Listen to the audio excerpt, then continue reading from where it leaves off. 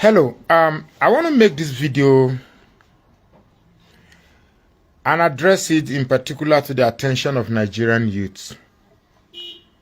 And I'm not calling for violence. As a matter of fact, I'm not asking any youth to take laws into their hands. But one thing I can do is to enable youth to realize the situation that they are in and maybe compare where they are and where I was when I was a youth. Growing up as a youth, I had hopes. I had meanings to my existence. As a youth growing up, going to primary school, life was simple. In its crude form, life was simple. We used buses. Hey, now wow, true. Those buses that you sit and face each other. What's the name of those buses?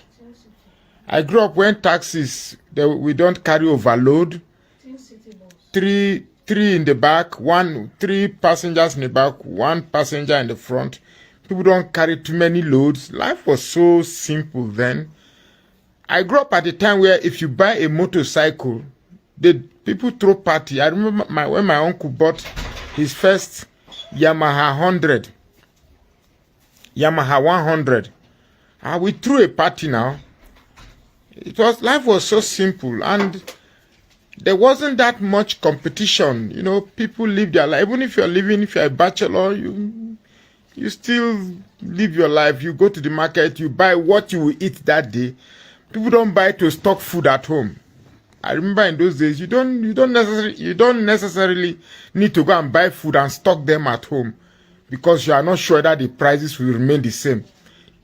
You go, a mudu of rice is 5. My first experience, a mudu of rice.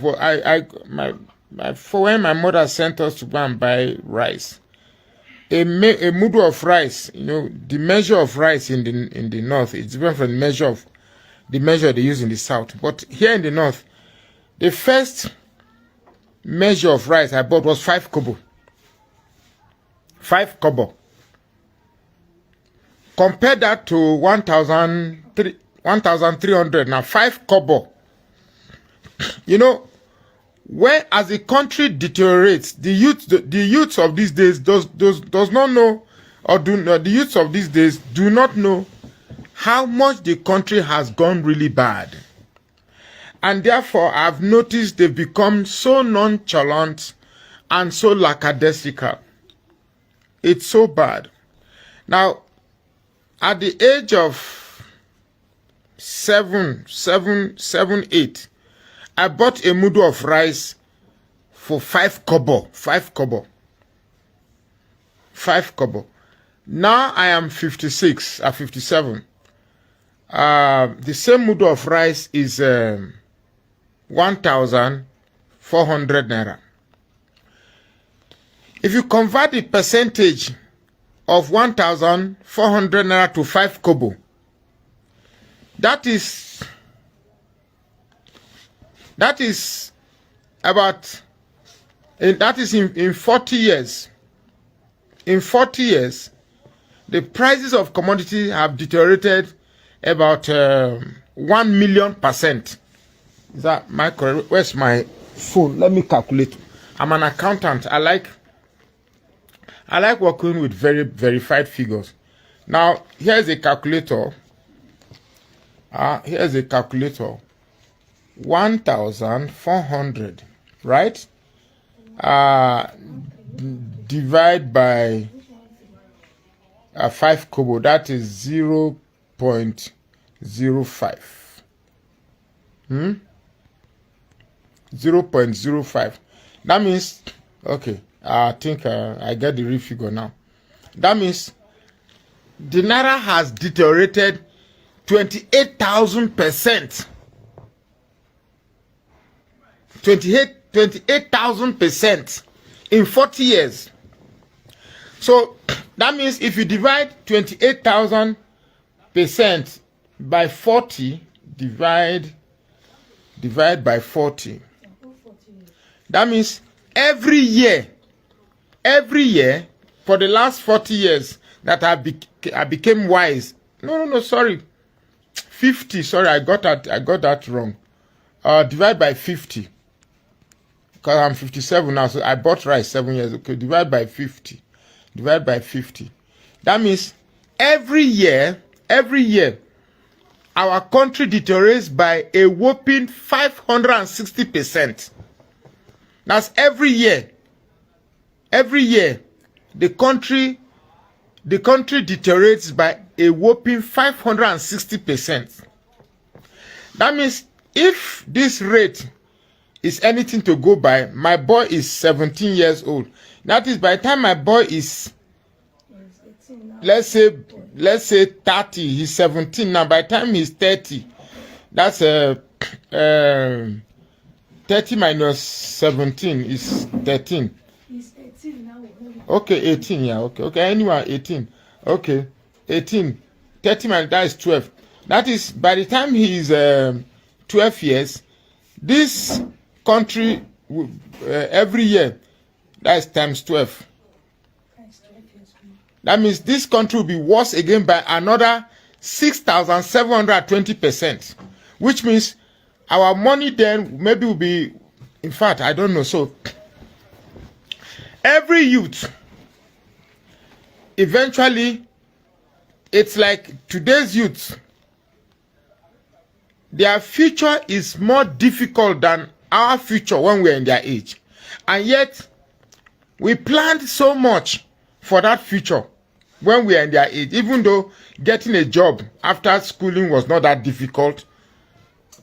The schooling was not that difficult. Yet, we planned and prepared so much for the future that awaited us. But our today's youths are not even bothered. They are more interested in the brand of phone that they want to use, an iPhone, Samsung this, Techno that, WhatsApp, Instagram, Facebook. Our today's youth are not even availing themselves to materials that provides intellectual exposure. Rather, they are more inclined to fantastic contents on Facebook, which add little or nothing to their ability to strengthen their imagination. Therefore, they produce nothing and create nothing. In those days, you speak to a primary school graduate, one that has finished just primary school, and you could see the level of English that comes out from them. A primary school student then could speak very well, not to talk of secondary school. I can tell you today that the number of coppers that we are doling out from our universities today cannot write a simple letter. When we were in school, they taught us to write letter is introduction, body, and conclusion. And they told us that in the introduction, you just write, hello, dear dad. It's been a while I wrote you. How is the village? How is mom? I hope things are going on well in the village. We were here in the north. We've been praying for you, and we wish life continue well. That's your introduction. I'm writing you this letter because for some time now, I've been worried about the situation in the north. My younger one told me you've not been doing fine, and then your drugs have not been paid, blah, blah, blah, blah, blah, blah. You write. Then in those bodies, you separate them. Maybe other issues again. Maybe about the house that they want to build. Maybe about money. You write all those in the body. Then the conclusion is said to, finally, sir, I hope I find time to come to the village, and do hope to keep yourself well when next you are faced with other problems. Until we see again. Bye-bye, sir. That's a simple letter. And that's an informal letter. Formal letters are the one that you write to companies and blah, blah, blah. We were taught all these things, and it was so sweet and smooth. Now, these children cannot get this thing done at all. Okay. Now, to the main reason why I'm doing this video. Today, the country is deteriorating very fast. And our politicians have succeeded in boxing these youths into primordial sentiments of tribe and religion, rather than the youth to see that the country and future these leaders are living for them have no promises. They blind them and box them into that corner of embracing religious and tribal discrepancies. Do you know how pained I am when I see an articulate youth on social media trying to justify his argument based on his hatred for another tribe or based on his hatred for another religion? It's really painful, because at the end of the day, the cumulative effect of the ineptitude of our leaders does not select which tribe will suffer more or which religion will suffer more. At the end of the day, the cumulative effect of selecting bad leaders eventually affects everybody, irrespective of your tribe, race, religion, or region. Okay. Here we have a situation in Nigeria today where a leader who is adjudged to be a criminal, obviously a criminal, no doubt, a leader who is not clean, who is not clear, who is not transparent, is now the beacon and the example of the people that represents a country. Here is a leader that goes to other countries that we present. And trust me, every other country know our story. We might pretend that we are not talking about it, or they may pretend they are not talking about it. But the truth is that they know. They know that this man has shady past. And this is the best we can take out of 200 million Nigerians to lead us. These youths that will finish universities and search for jobs that are not there, even when they have great ideas that can enhance themselves and a quota of contribution to the success and development of the country is not there. These are the same youths that will fight and kill themselves to retain the same leaders that offer them no future. When I graduated, I remember at the parade ground when I was marching, they ran after me with employment letter into road safety. Then road safety was just a new establishment, I think by, was it Obasanjo or Bangida? I can't recall.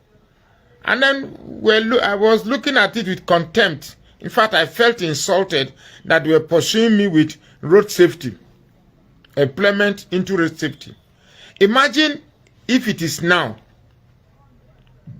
I trust that millions of graduates will come in search for that same recruitment. This is how far the country has deteriorated. I, one time, went to, right now, if you see any company advertising jobs to recruit youths, just know that you are just go there to waste your time, because it is the same children of the same leaders who have destroyed these countries that will still be employed there. Your father is not a politician, yet you go to the market, you go to the polling unit and fight for the fathers of the children that will eventually rule you. Your father is not a politician, your father is not a general, your father is nothing. The best your father can do is to waste his life to make you end up in the garage, loading motor. The best your dad could do is to waste your life to make you sit at home without a job. The best your parents could do is to make you become a thug. Yet, when election comes, you will still be the same one that will fight to make the life of the children of the oppressors that have been oppressing you, to make the lives of their children better and yours worse.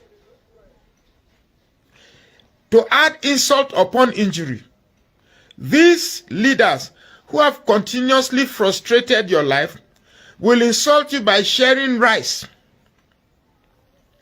Even if they give me a bag of rice in this house, we are just a family of 4.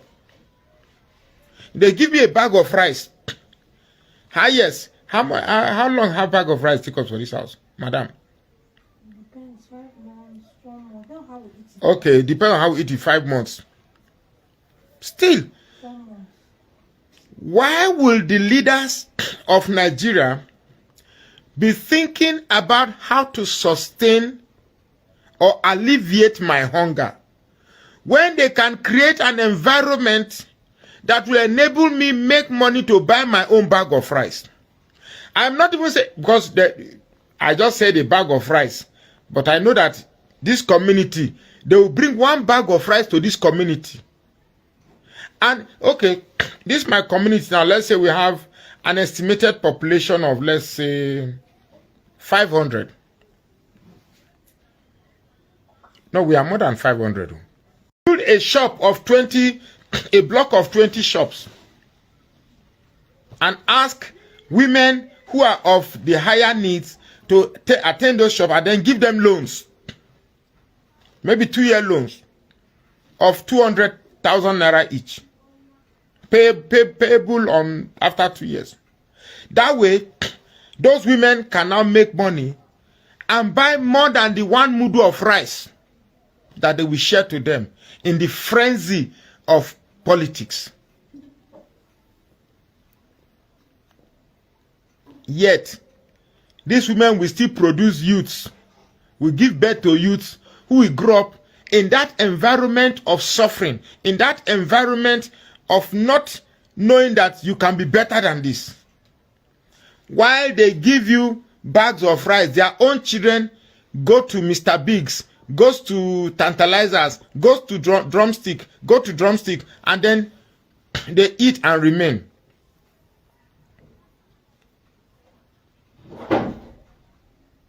So it's so funny that our youth, let me tell you, these politicians are afraid of you.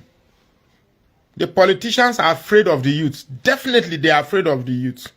But they know that somehow maybe the youths are now deflated.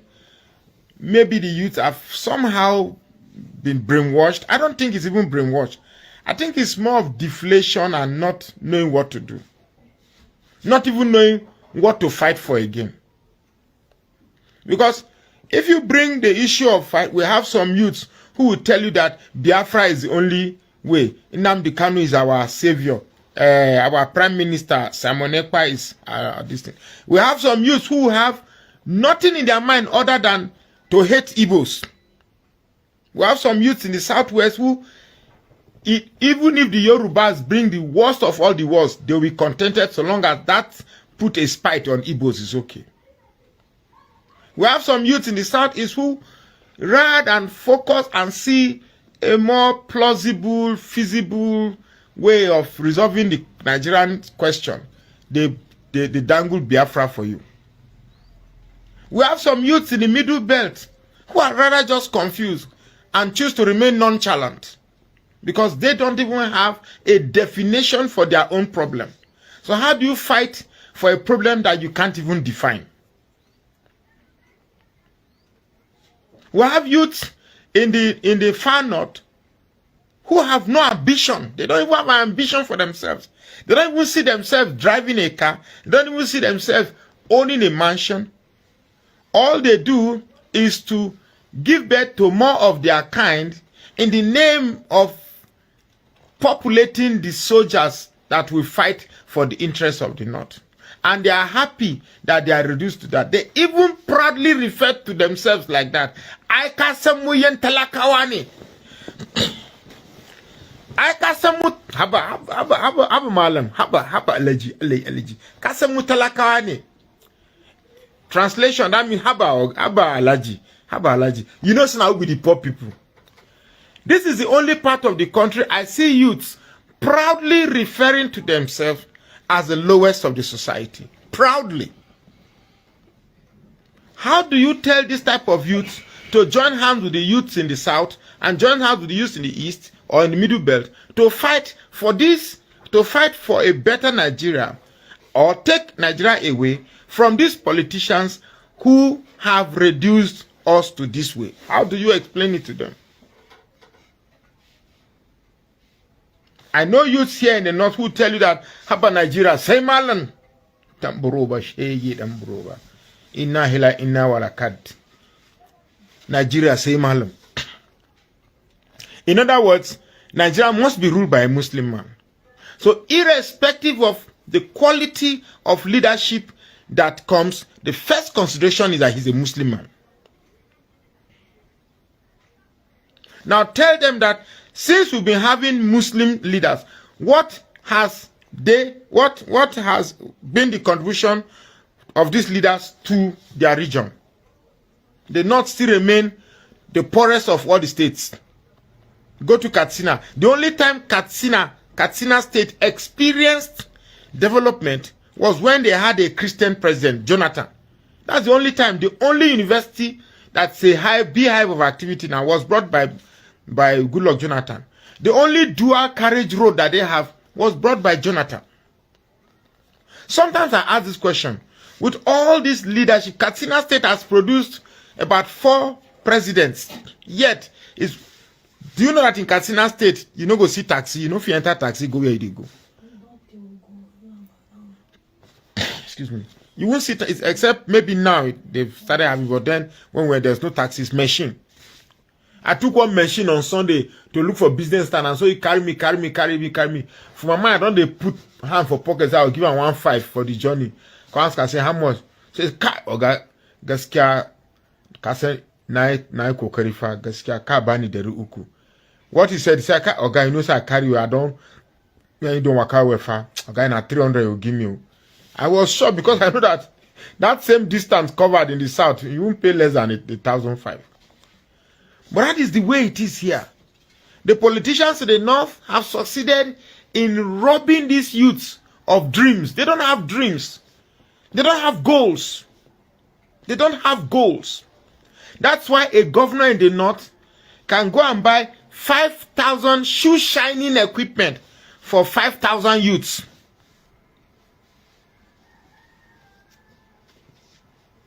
Can you imagine? Can you imagine a governor in the east going to buy 5,000 shoe shining equipment for 5,000 youths in the east? He won't even do that. Or my governor in Delta State will go and buy 5,000 shoe shine. But it happened here in the north. Because to the politicians in the north, it is safer that the youths continuously remain ignoramuses. It is safer for them that the youths keep embracing religion. A youth here can come, in fact, here in the north, a youth can be so jobless, a youth can be so redundant, a youth can spend all the days staying in the mosque, praying 5 times a day. In fact, people will consider him as a better individual than everybody put together. That is why a politician, after going to steal money, after not building them roads, after not building them schools, after not empowering youth to become self-reliant, developed, and self-actualized, he builds them a mosque. Just a mosque to further enslave their mind into this rather baseless pursuit of religion. And the product of this religion are the ones that will fight you, kill you, to ensure that these people that do not have their interests at heart remain their leader and your leader. The youths in the middle belt have no self-definition because they will refer to them as northerners, but they are not really northerners. So, consciously or unconsciously, they are subservient, even though some of them will refuse that they are not subservient, but in some way they are subservient. They don't even know where they belong. They are killing people in the Middle Belt every day. The one in Plateau State is a ready example. But the Nigerian media will downplay it. The Nigerian media will downplay it. Because even here in the north, why they kill some people from that region, these people will say that it's not my tribe. After all, it's Biron. It's so funny.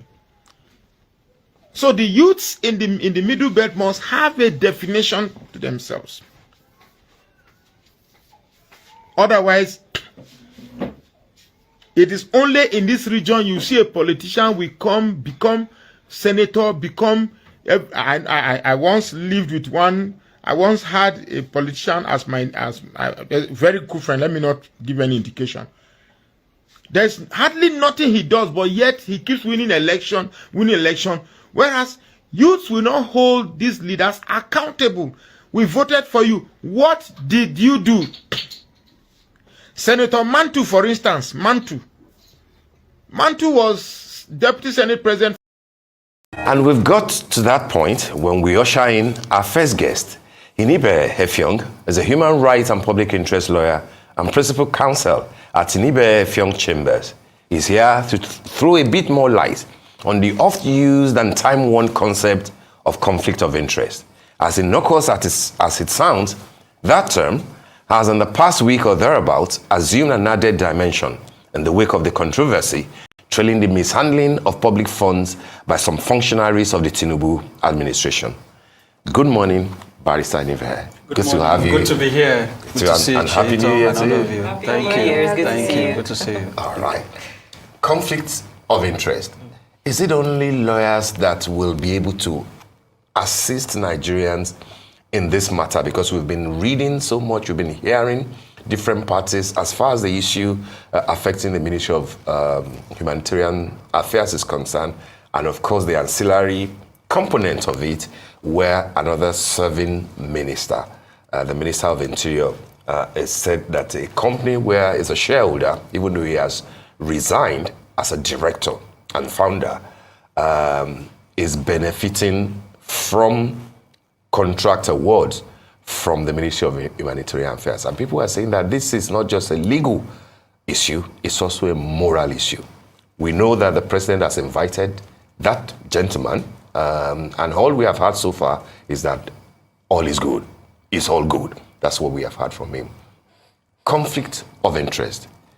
By your reading of what is going on, as the Minister of Interior erred in any way? Again, thank you for having me. It is not a very simplistic matter. It is not one for which a simple yes or no can explain. One would have to examine it in great detail. One will have to look at it from different spectrum. The starting point for me is to see that if you look at paragraph 1 of the 5th schedule to the 1999 Constitution, it states that a public officer shall not put himself in a position where his personal interest conflicts with his duties and responsibilities. That is the constitutional foundation for the principle of conflict of interest in our country. Now, you have a situation where the Minister of Interior is said to have a company that he has interest, significant interest, right? Is a beneficiary of contract award by the Ministry of Humanitarian Affairs.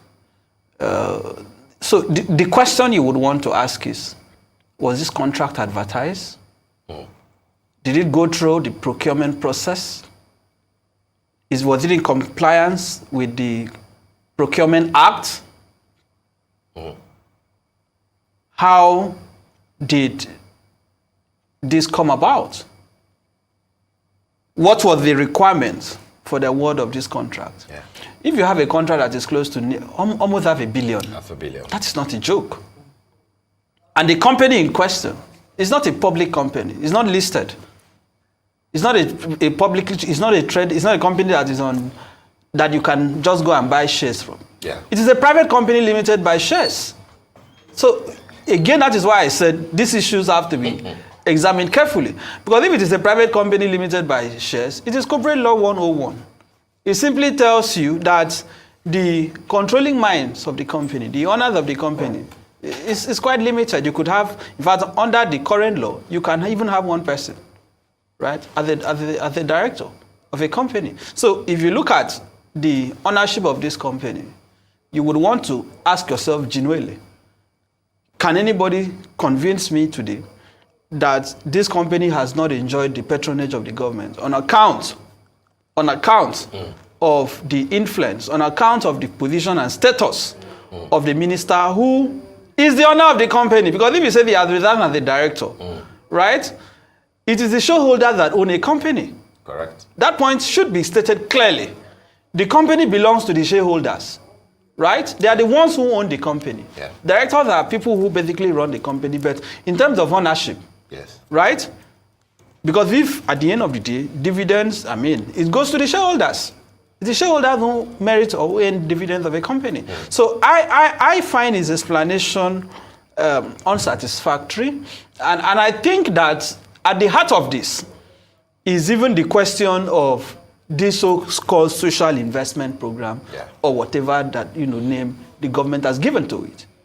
They claim that the government says, we have a school feeding program, which is a part of it. Yeah. We have the conditional cash transfer, right? And then you ask yourself, and then the end power. These projects or social intervention programs have been plagued by grave allegations of corruption over the years from the Buhari dispensation that have never, the government has never made an attempt to properly investigate it. Because except you look at the root of it, you will not know why we get to where we are currently. Now, when the minister says that he had divested himself from the company, that he had resigned as a director, of course you cannot be a director while still serving as a minister. That would itself be a direct contravention of the Code of Conduct Bureau and Tribunals Act, of the provisions of the fifth schedule to the Constitution. So you cannot be earning double emoluments. That is why he had to resign. But that doesn't mean that you don't have an interest in the company. And let us not kid ourselves. We know how these things happen in real life, right? Even public officers who engage in money laundering, and I'm speaking generally, politicians and public officers who indulge in money laundering and corruption, they don't simply go to the vaults, right? Or to the treasury and take the money out. They do it through proxies. Yeah. They do it through, pseudo entities. Yeah. They use companies that they have interest or that their proxies are controlling. And we know that the real awards of contracts is not in fact, even when they advertise, the real decision to award a contract, sometimes those conversations take place behind the scene. So I, as a Nigerian, cannot sit here and say that this company earned this contract solely on its own accord, without the possible influence and reference to the minister who has interest in it. But let us go beyond that. We have a situation where and really, I don't understand why they said the president had invited him. Was it for a coffee break? Was it for a tea? What did the president invite him for? Why was it not the EFCC that invited him? Right? I commend the Minister of Interior, for the reforms he has tried to introduce in his ministry. Yeah. In terms of the ability of Nigerians to get passports, he has really done. One can concede to him. He has done well. He has done well. To be the shining star of the cabinet. Which is why this is worrisome. So if he, with the track record he has tried, with the direction he has tried to take in his ministry, if it engaged in this scandal, how about the ones we've not heard of? So I want the president to go beyond this window dressing. Let us have an audit. If the president is serious about investigating this conflict of interest or investigating the corruption allegation that has trailed the Ministry of Humanitarian Affairs, I'm challenging the president today to not just say EFCC should investigate the specifics, allegations that are made against Betta Edu, right? The suspended minister. Let us have a review of the entire national social investment projects. Let us begin to ask the question, who are the beneficiaries of the end power? How come that as a country in 2024, I cannot go on the internet With all the money, look at, they claim they spend almost $500 million for consultancy. What were they consulting for? What is the services that was rendered that you spend that amount of money? How come that as a country in the 21st century, I cannot simply stay in the comfort of my home and Google and go on the internet to see who the beneficiaries of the N-Power are, to see who the beneficiaries of the conditional cash transfer are? The information is not there. Vulnerables, and many of them do who not are have there? bank accounts. Who are there? But who are they? Who are there? So this so-called social investment, and I don't like the idea of saying it has been suspended for 6 weeks. The entire program should be scrapped. Before we can even reconsider whether it should be sustained or not, let it be scrapped in the interim. Until the president of Nigeria today, Tinubu, is able to tell Nigerians that these are the beneficiaries of these social investment interventions over the years. And it shouldn't be limited to his government from the Buhari dispensation. Yeah. But you see, let us be honest. Tinubu did not campaign on fighting corruption was not at the forefront of his campaign. But it is good that at least we have seen some element of what I would call presidential presence, which under Buhari, who was said to be an anti-corruption person, we did not see. But let us go beyond the window dressing. There are fundamental issues. How come that public funds in billions were transferred to private accounts? Who are the owners of those accounts? Why was that decision taken? Is that not in contravention of the public rules, the code of conduct for public officers? How come that these things will happen? So we cannot allow this kind of infractions to happen, and at the end of the day, it becomes a partisan conversation. Oh, that EFCC has been invited. We want to see people go to court. We want to see people arraigned. We want to see people detained. Okay. So, Mr. Efe, let me come in here. When we look at the minister's explanation that he resigned as a director, but of course, still remained a shareholder in the New Planet Project company, I believe.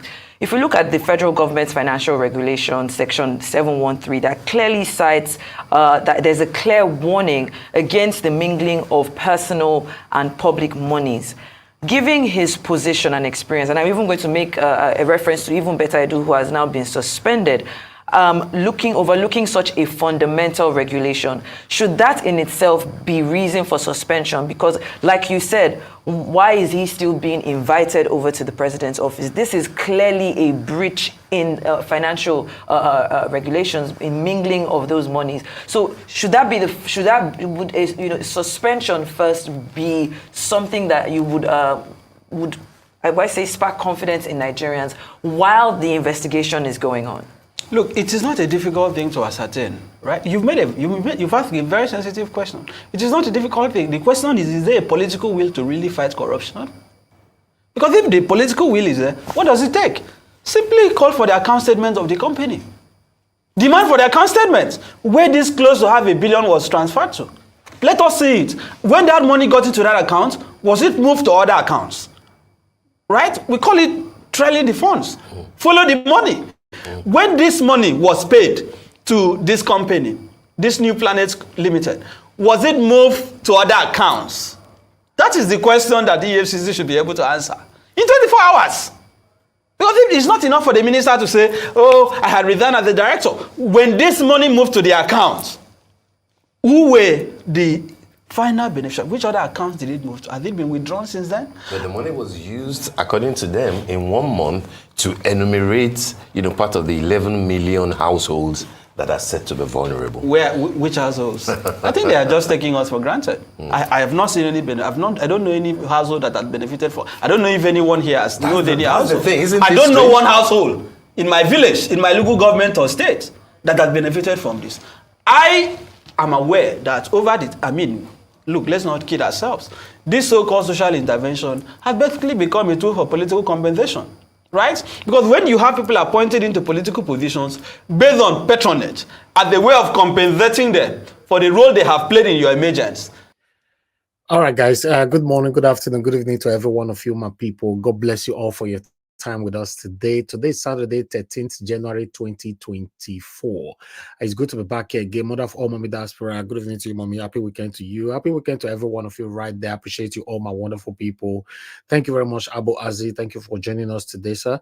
I appreciate you. Thank you, Victory all the way. I appreciate every one of you right there. God's power, I can see you. Nena Ogbona, I can see you right there. Kingsley Ogbona, Angolo Emmanuel Shugs, Juliet Okere, Veronica Obano, Madatu Sabi in the building. Thank you very much, my wonderful people. Vitos Akwebelen, thank you.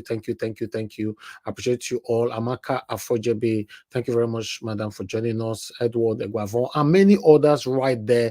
Thanks for your time with us. I appreciate every one of you. Please help us to press on the like button and help us to share as well. The reason why I have to quickly come in right now, you can listen to that young man there speaking for the voiceless. He was asking a question that I have been asking. Maybe some of the questions, or maybe that same question you guys have been asking. This money these guys are disbursing out, can we get one genuine person coming out to say, I have benefited from this? Yes, that is what that man was asking just now. Who have benefited from this money this satanic group of people have been sharing in the name of they are helping the poor? They will buy rice, people will go hide the palliative and all that, you know. So, my people, I want you guys to listen to this man because we are not done with him yet.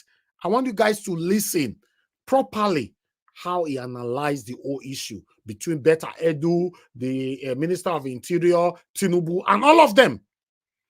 Help us to press on the like button. God bless you all. When this money was paid to this company, this New Planet Limited, was it moved to other accounts? That is the question that the EFCC should be able to answer in 24 hours. Because it's not enough for the minister to say, oh, I had resigned as the director. When this money moved to the account, who were the final beneficiary? Which other accounts did it move to? Has it been withdrawn since then? But the money was used, according to them, in 1 month to enumerate, part of the 11 million households that are said to be vulnerable. Which households? I think they are just taking us for granted. I have not seen any benefit. I don't know any household that has benefited from. I don't know if anyone here has known any household. I don't know one household in my village, in my local government or state that has benefited from this. I am aware that look, let's not kid ourselves. This so-called social intervention has basically become a tool for political compensation. Right? Because when you have people appointed into political positions based on patronage as a way of compensating them for the role they have played in your emergence, they see that, look, it is my right to take public funds. That's the way they see it. Why will you have public funds being transferred in billions at a time that inflation is killing the country, at a time that the National Security Advisor, Nuhu Ribadu, has said that the country is bankrupt, at a time that our debt servicing is nothing to write home about, at a time that we are borrowing to service debt, we borrow to repair what we borrowed earlier. We are still hearing billions, hundreds of millions. These things can look like a joke, but it's not a joke. So let the president of the country come out today and say, yes, I am honest about this investigation. I am giving the Ministry of Humanitarian Affairs 2 weeks to publish on a public platform, publicly accessible platform, all the beneficiaries of this social intervention since they were initiated under the Buhari administration. Because they are public funds. If you don't do that, then we are wasting our time. You're wasting our time. So this explanation by Beta Edu, by the Minister of Interior, they are not satisfactory. Nigerians are not satisfied with it. And the other aspect is even the amount. Inflation of contract. What sort of consultancy did this company offer for close to have a billion? Exactly. What were they doing? Because if you say consultancy, I can sit here and give advice and just talk. Exactly. That is consultancy services. Most times it is intangible. Consultancy most times is not something that you can. So you are telling us now, telling Nigerians that you spend ₹500 million on consultancy, right? You see, because these people deliberately weaponize illiteracy on most Nigerians. That's why you see that we have more of Nigerians that is gullible than Nigerians that are not gullible. Because how can you spend $500 million on consultancy? These are questions that are supposed to be asked, because if we don't move on this issue, this whole thing when I hear they lose, so they'll sweep and they'll go sweep and hide. Chapter close.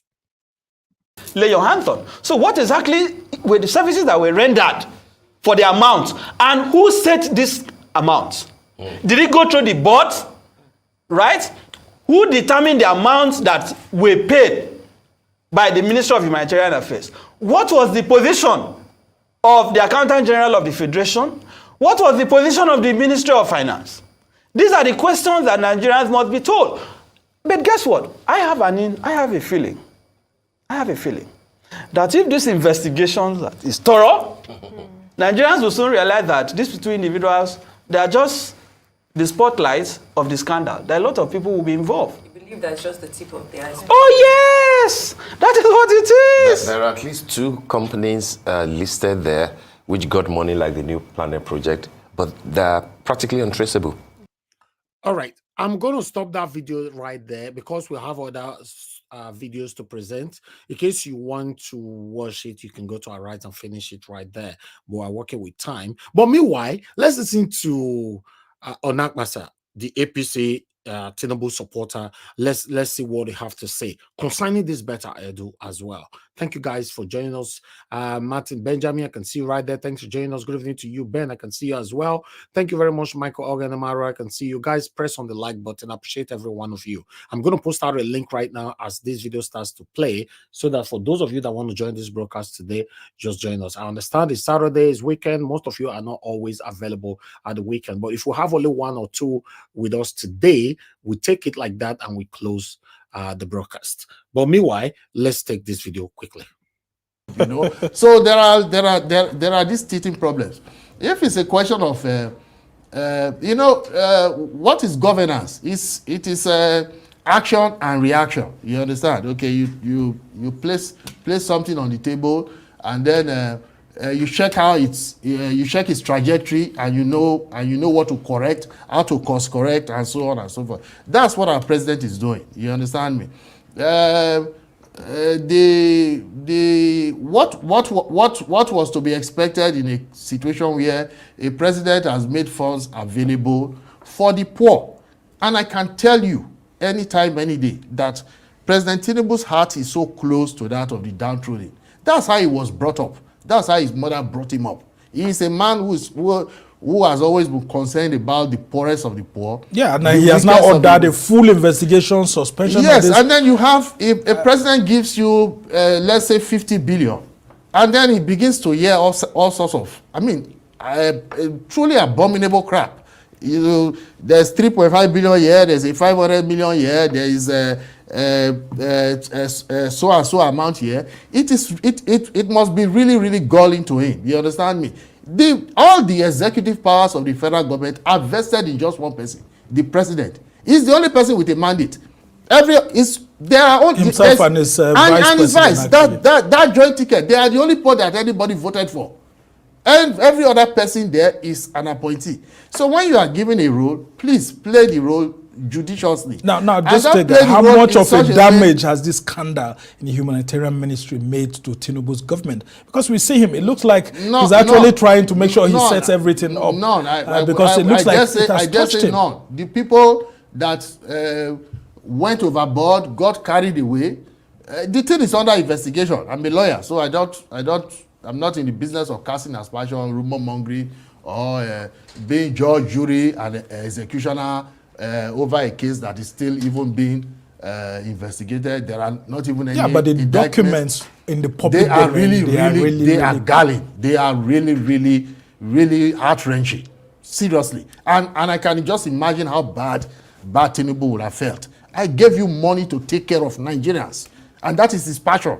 And then these monies are just disappearing. Well, that you are the opposition are saying that it looks like APC has made the humanitarian ministry a honeypot, beginning from Buhari's tenure up until now. And that's why The CPC wing of APC appointed Sadia Umar Farouk, who was the former treasurer, to go in there and do some things. And we are seeing Better Edu, who was former APC national women leader, being sent there. Political party people being sent into the humanitarian ministry. Not at all. President Tinubu gave her the job because he made a judgment call that she would fit into that ministry. Now I'm not going to judge pass judgment on her, but the optics are really disgusting. That is just the bitter truth. You know, it seems some people are taking our president for granted, and I think that is because they've only so far they've seen the dove side of Bola Tinubu, the carrot side of Bola Tinubu. Now they are about to see the lion side. You think the so? Stick side. Because when I talk to some APC people, they tell me that President Tinubu, the reason why a lot of your party members wanted him to get the APC ticket and win. Now APC man, they talk so say they don't see the dog side of Tinubu, they are about to see the lion side. Now today is 13th of January 2024. We are waiting for the lion side. We want to see Tinubu arrest all the criminals in his cabinet. Yes, we want to see it. Let's move on. It's because it's a chop person. Ooh, my president? Eats, no, not at all. Unlike Buhari, that is being being seen as someone who does. Your president is a shop person, and this one is say, who? My president? My president. We want others to actually, and then we are talking of 39 billion here, and what did you see? Were you able to account for anything from that era? But do you know the number one anti-corruption fighter in the entire history of Nigeria is President Tinubu? Tell me. It is not to make Tinubu even starts it from an infrastructural, an architectural standpoint. He first of all starts blocking leakages. People, unbeknownst to a lot of Nigerians, they don't even know what our president has been doing. Well, that's why you're here. Yes, blocking, just blocking leakages in the government. You know, strengthening institutions, strengthening accountability. That is what he did in Lagos. You know, this whole idea of let me wait for somebody to thief before I catch the person. That's not Bola Tinubu's preference. His first preference is I will prevent you from being able to steal in the first place. Then if howsoever you succeed in passing through a crack to steal, well, too bad for you because I will pounce on you. President Tinubu, do you know where that ridiculous narrative came from? It came from Tinubu's generosity. You understand? Tinubu can spend his last kobo on his fellow man. He hates people. And some of the people who come to him come there because there's an assumption that as a former governor of Lagos State, he actually got some monies from Lagos. Not at all. Tinubu made money. So, Tinubu started making money while working, while growing up with his mother. His mother was a market woman, a trader. She grew in her business and became Iyaloja of Nigeria. Somebody who grew up with a trader would not know how to make money. So some of the appointees are coming to him because he was seen to be as someone who plays game. Not at all. I must push back most vehemently against that. Okay, so are you saying that President Tinubu has a very strong anti-corruption agenda that is going to be different from that of Buhari? Of course. That may make the that government of anybody. To be much better. Most certainly. That's the... Even president understands that that's the only way to succeed. But that is even but his he didn't make it an issue during the campaigns, and you were part of the campaign team. I didn't hear APC making anti-corruption, fighting anti-corruption as a major issue during the presidential You didn't read campaigns. our platform, our manifesto. It's yeah, there. but it wasn't one of the major issues, though it's contained in your manifesto. It was. I refute that. It was. Okay. So you mentioned something which I think I would have to put you on the hot seat here, that President Tinubu is fighting corruption better than past government. Do you know that former President Olusegun Obasanjo that established ICPC, that's the Independent Practices, Corrupt Practices Committee? Joined now by Senior Advocate of Nigeria, who's joining us, Mike Ozekhome. Thank you so much for joining us on News Night. Right. Thank you so much. Good to see you. Well, the fundamental question that's been asked now is, has the Apex Court started the journey to redemption for the judiciary? Happy New Year. Based on this, Happy New Year, you guys. Happy New Year to you. Happy New Year. Happy New Year, you guys. Yes. I refuse to comment on television in the last 9 months because I was involved in many of the election petitions. I did not want to comment on any case that may be sub judice. So deliberately, very decisively, I left commentaries on television. Now, Mike Ozekhome is back. Are they causing confusion? Excited to see that you're back, and we love the smile. It's a good smile for us for the new year. But let's start off by, talking about some of your key concerns.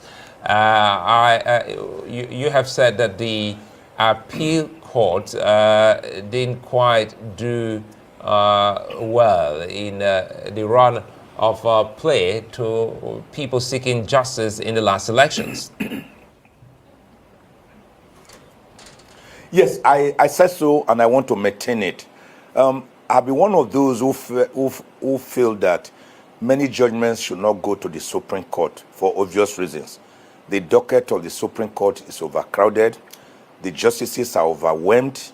For example, today there were 8 justices sitting, and of the 8 justices, at least 6 of them sat in all the appeals. For God's sake, they are human beings like us. These are family members. These are fathers, grandfathers. These are brothers. These are sisters. These are mothers. And they seem to have devoted the whole of their life since the pre-election petition started in September 2022 up to now to nothing but serving the nation. So the important point I made here, which I want to reiterate, is that it may be, we may have to look at it again, whether some of these election petitions should actually end at the Court of Appeal level. I was one of those who felt that, yes, the Supreme Court should not be bothered with too many of these, that House of Assembly, House of Reps, and Senate could end at the Court of Appeal level. But from what we have seen, particularly in the Plateau scenario, there was grave miscarriage of justice. The Supreme Court today spared no words. They used legal and judicial koboko to flog the Court of Appeal for what they termed miscarriage of justice, perverse judgments. In many of the cases, particularly in the Plateau State, 2 senators' positions were reversed, 3 House of Representatives were reversed, about 11 House of Assembly were reversed. If all these cases have gone to the Supreme Court, all of them will have their seats retained. On what ground were they reversed? The Court of Appeal surprisingly was talking about saying PDP had no structures in Plateau State. When the PDP structures, membership of a political party of the PDP, nomination, congresses, primaries, when did they become part and parcel of matters that the court can have jurisdiction? Today, the Supreme Court said not even the election tribunal had jurisdiction, let alone the Court of Appeal, and they voided the decision on the governorship. They would also have voided the decision of the 2 senatorial candidates, the 3 House of Reps, and the 11 House of Assemblies. Injustice has been done to them. What is the remedy now? That is why I'm going to now review my stance with all respect, humility, as a constitutional lawyer, of saying that, yes, these cases should go to the Supreme Court as the final court of the land. We saw grave injustice today, and my heart has been bleeding. People voted for by the electorate were removed by the Court of Appeal, which had no jurisdiction over the matter. I am sad about it, and I don't think it should ever happen again at all. Right. Today, guys, I watched the Supreme Court carefully. Yeah, the Supreme Court has some challenges of recent. Some of them had to do with the Imo State governorship election matters. The Hope. I guess so now, yes. Somebody they talk about talk on the background for national TV. Let's rewind that back. On a national TV, listen. Guys, I watched the Supreme can Court they, carefully. eh? Yeah, the No, Supreme they Court should open has the some challenges of electorate were removed by the Court of Appeal, which had no jurisdiction over the matter. I am sad about it, and I don't think it should ever happen again at all. right. Today, Guys, I watched the Supreme can Court they, carefully. eh?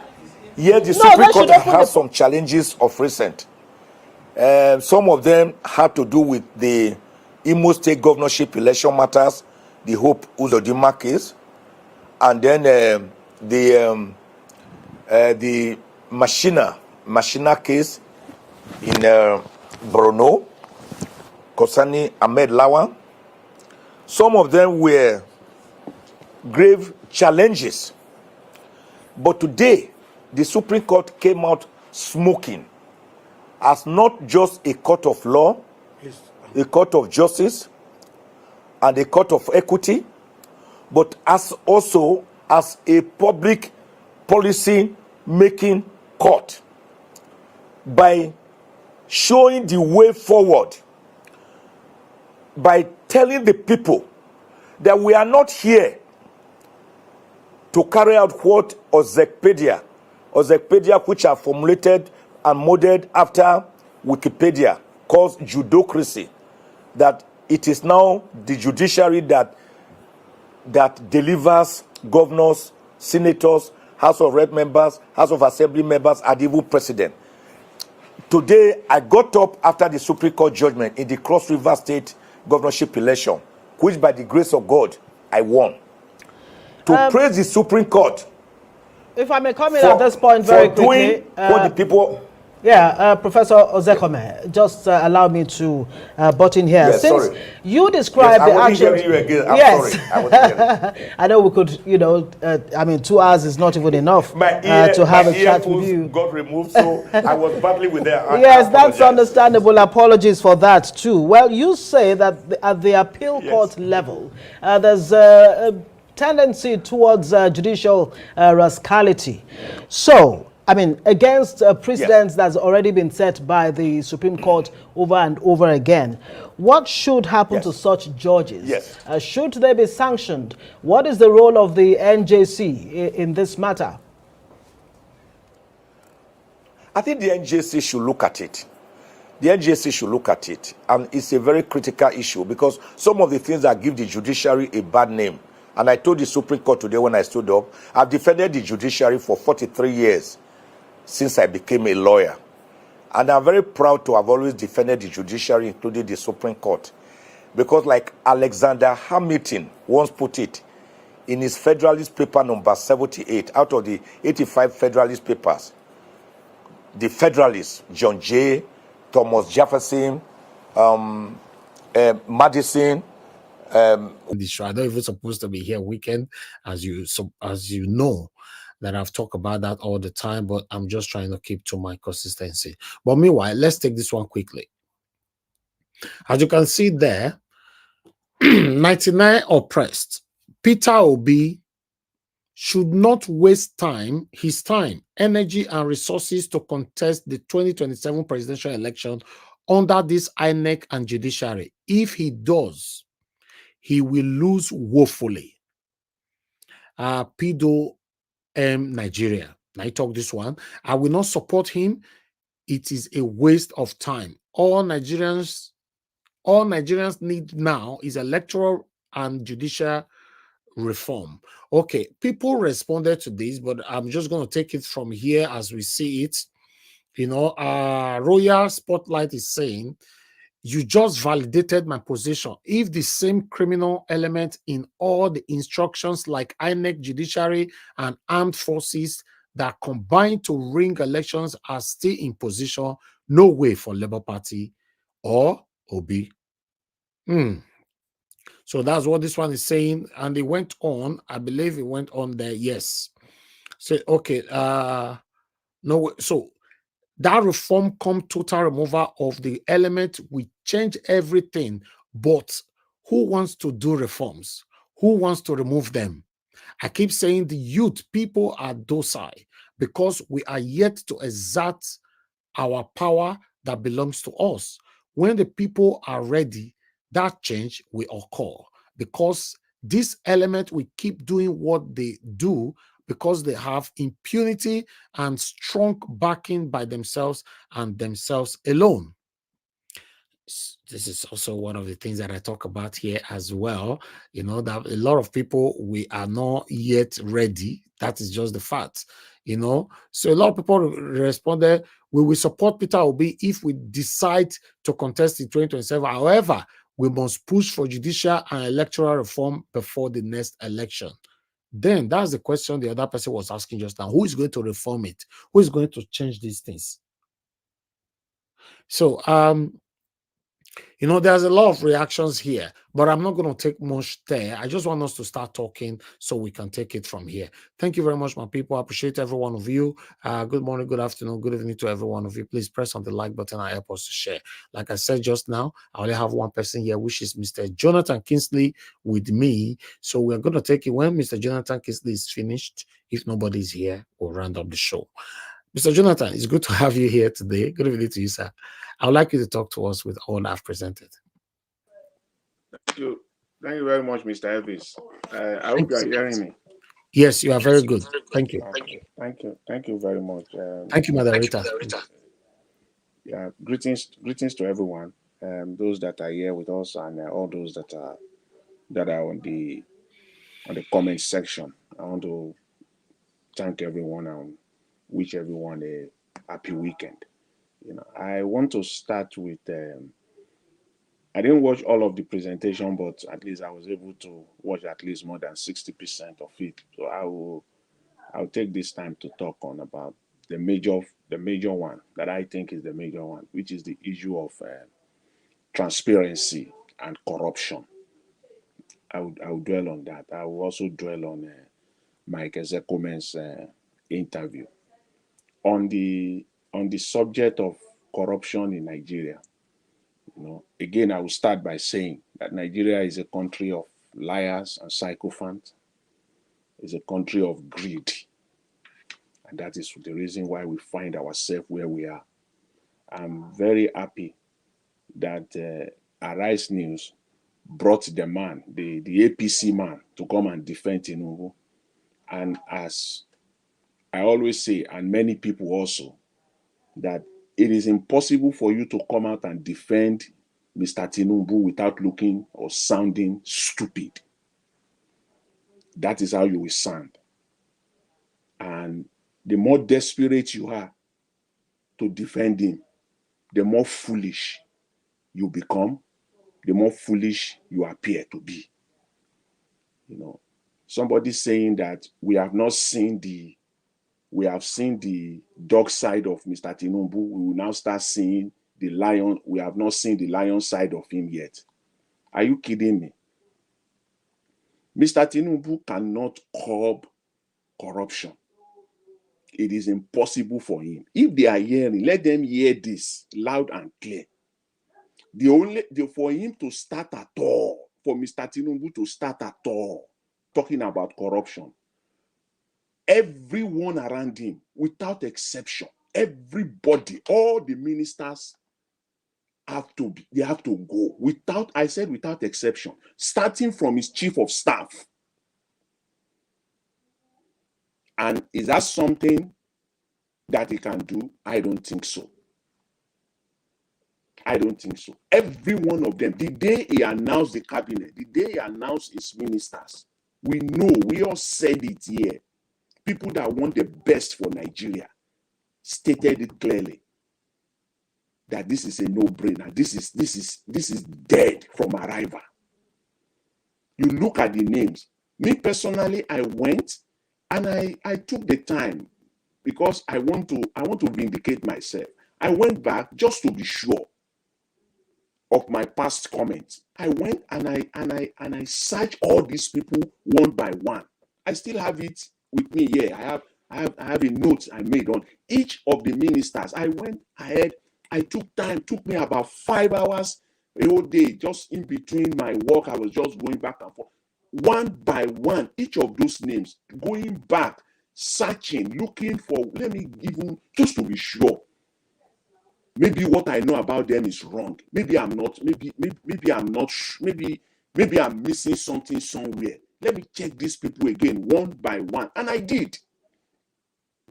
I checked them, especially the first 27 that he announced. First of all, he announced 27. I checked these 27, one by one. Nigerians, that the moment I concluded that, I know that these people cannot do anything for Nigeria. I vindicated myself. I know that this is dead on arrival. All of them, you look at their past, what they have done. Those ones that have held positions before, what is it that they delivered then when they were, past ministers, the positions they held in the past? What is it that they? No, nothing. Health minister. Now, who is now the agriculture minister? What is it? And they are parading his name as if he's a saint, saying he's a professor, he's done this, he's done that. But go and look at him when he was Minister of State for Health during Jonathan. What is the state of health in Nigeria? You look at people's antecedents, look at their past, then you can make a prediction to a very large extent of what they will do. People are parading, people are shouting, David Umahi, the former governor of Ebonyi State. Are you kidding me in Nigeria now? David Umahi become the Minister for Works and Housing. We're deceiving ourselves. How could David Umahi now? How could he even find himself in the cabinet in the first place? If he were so good, where is Ebonyi State today? Look at the index. Ebonyi State is like it's not even. It's in the last 3 or the last 4 of the states in Nigeria in terms of everything. Ebonyi State. What is it? Is it the healthcare in Ebonyi State? Let's face that. Is it the roads? Has it transformed Ebonyi State to the roads and the streets in Ebonyi State to gold in his 8 years there? That he merited him becoming the Works and Housing Minister. What is the housing structure in Ebonyi State that he now merited him to now become? It's all paying them back. That's what the guy in Arise News was telling the Tinubu surrogate. It is chop and chop president. And he was trying to defend the stupidity, the indefensible. It's chop and chop, of course. So when you look at these people, line by line, one by one, they can't do anything. So here is my position, my advice to Mr. Tinubu, and if he wants to start at all, I want the good for Nigeria. If he wants to start at all, there is no single one. They are all political appointed to the court. Fine, political appointment. Fine, you can reward your supporters. Fine, you can reward those that work with you during your campaign, that supported you, that see you through to be where you are. Fine, but it is not on the compromise or on the platter of. You don't put them on the platter. You don't put Nigeria on the platter, rather. Just because you want to appoint someone that supported you. No, Nigeria should come first. Even if you supported me throughout my campaign, but there's nothing there. We can settle this differently in another way. But when it comes to Nigeria, as long as you are playing that nepotism, you are going nowhere, Mr. Tinubu. Every single person under your cabinet cannot deliver. If you like, you take it. If you like, dismiss it. We haven't started yet. The party has just begun. We're just seeing it. None of these people can deliver. I have one example I want to give here. The other interview, still talking about this corruption and this transparency thing in Nigeria, issue in Nigeria. The money that they gave out you cannot attribute it to one person, one Nigeria, apart from photo ops that they gave us. They went to the marketplace, go and meet those women that they can't even eat one meal. They carefully selected them and put them on TV for propaganda, saying that they have collected 20,000, that this 20,000 now will transform their entire family, their life forever. Everybody know that these are just photo ops. These are just, as they call it in the tech business, they will say prepaid. These are prepaid people. You have paid them to come and do their job, 20,000. Appear for 5 minutes and say those don't know. Where are the list of those of the beneficiaries? Where are the lists? You can't put it out, Mr. Tinubu. The box stops on your table. I'm not calling any minister. It is you, Mr. Tinubu, 100%. You are responsible. So you have to deal with it. In the United States, during the COVID, they did the same thing. They gave money to individuals. They gave money to institutions.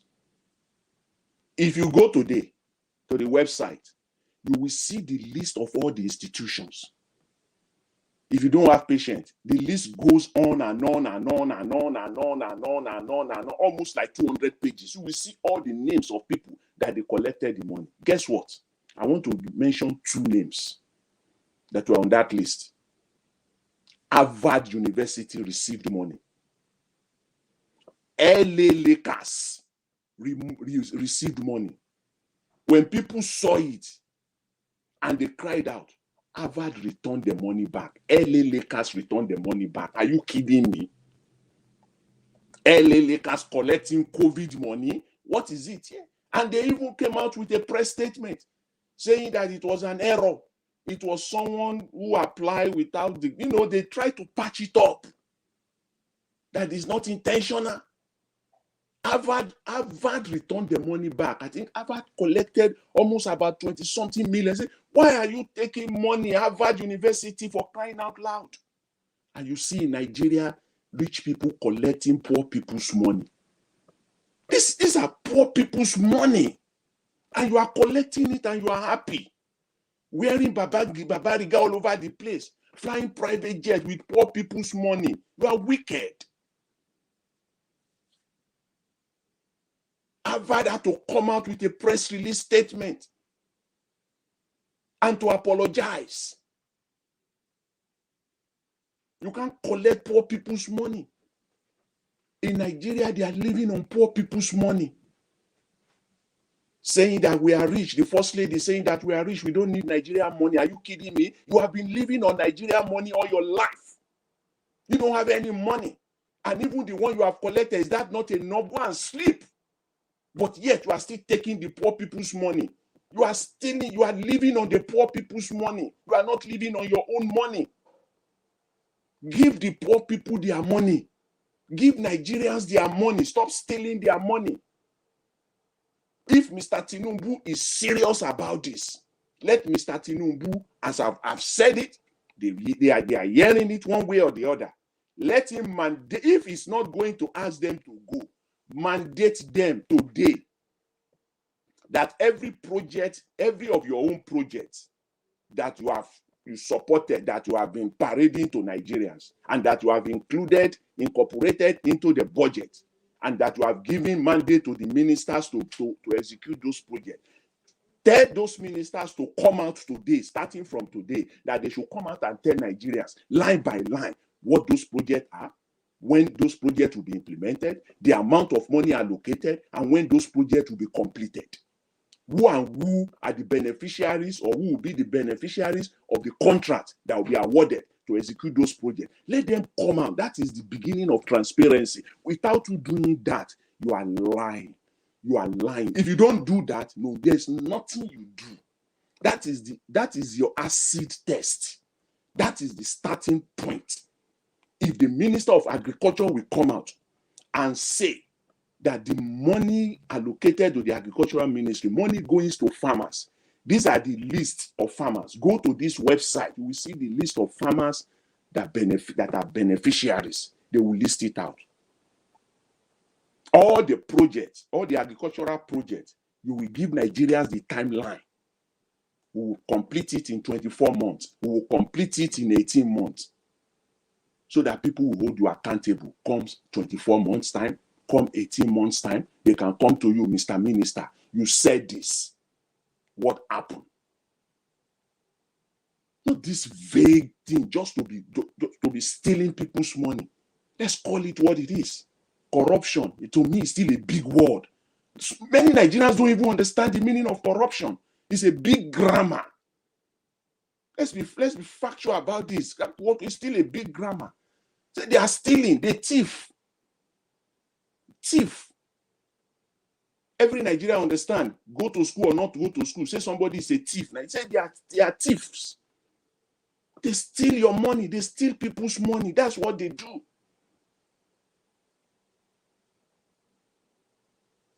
It is.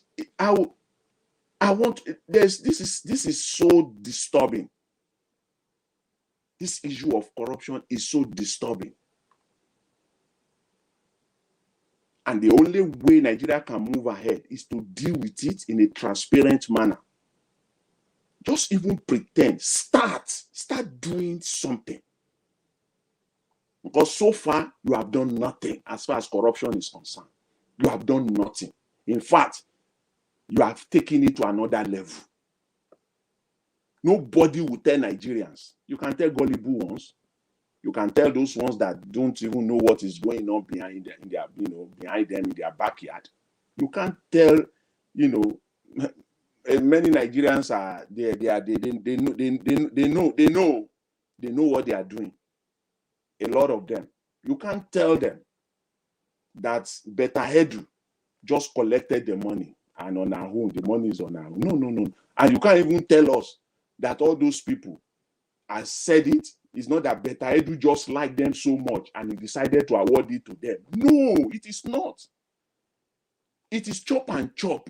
I will chop from your ministry, you will chop from my own ministry. That's how it is. It is chop and chop. It's chop and chop president. It's chop and chop government. Beta Edu will reward all the ministers from our own ministry, and she will also go to them and she will go and chop from their own ministries too.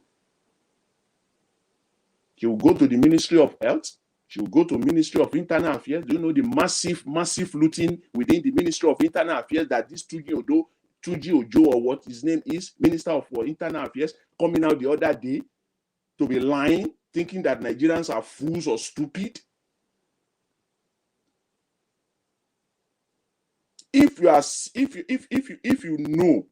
If you know that these names, all these names, the people that are involved in this humanitarian ministry saga, all the people that collected the money, all of them should be investigated.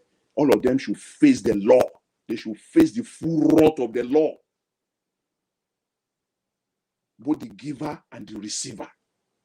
That's how it should be. You should deal with them openly. Not all this one we're doing investigation. What investigation are you doing?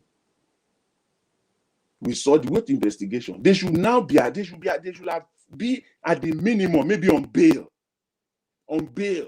So that the law will so that you allow them to be tried in a free and fair environment, because they have the right to free and fair, trial, or whatever you want to call it. At the minimum, they will be on bail by now. They will have all been arrested, arraigned before a court, and then the best for them, the best case for them, all of them by now, is they're on bail. Then we will know that you are doing something. So that is it. If you want to, don't deceive us, don't deceive Nigerians. This is where the money that is not there, you are still stealing it. You are still stealing people's money. All you people, you are just stealing people's money. And with respect to the electoral issue, Mike Ozekhome, I want to again, give it to him, a man that I respect him so much, fearless, a fearless lawyer, is one of Nigeria's best. Even though I disagree with him in one or two areas, but with respect to the, to the judgment of the Supreme Court that we saw, a plethora of them, that came out yesterday, those judgments. For me, it is neither there, it is neither here nor there. For example, the one from Lagos State, I don't agree with their judgment as far as Lagos State is concerned. I agree with him entirely on the issue of judgment, ending at the appeal court level, especially all those Senate and House of Rep cases. They should allow them to go to the Supreme Court. Since we don't have a transparent and honest judiciary, most of these judges at the appeal court, all of them are compromised. And I can say that based on the judgment that they delivered. You cannot tell me that the judgment in Enugu State is a fair judgment.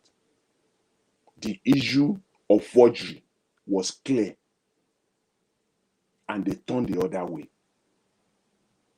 They completely turned the other way. More than 11 House of Rep were thrown out.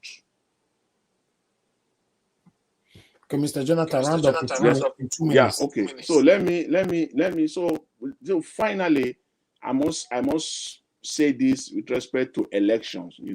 People saying that 2027 election, if Peter Obi should, must not contest and should contest or not. For me, I don't see any reason why there should be any election in the first place if the needful is not taken care of. And what is the needful here?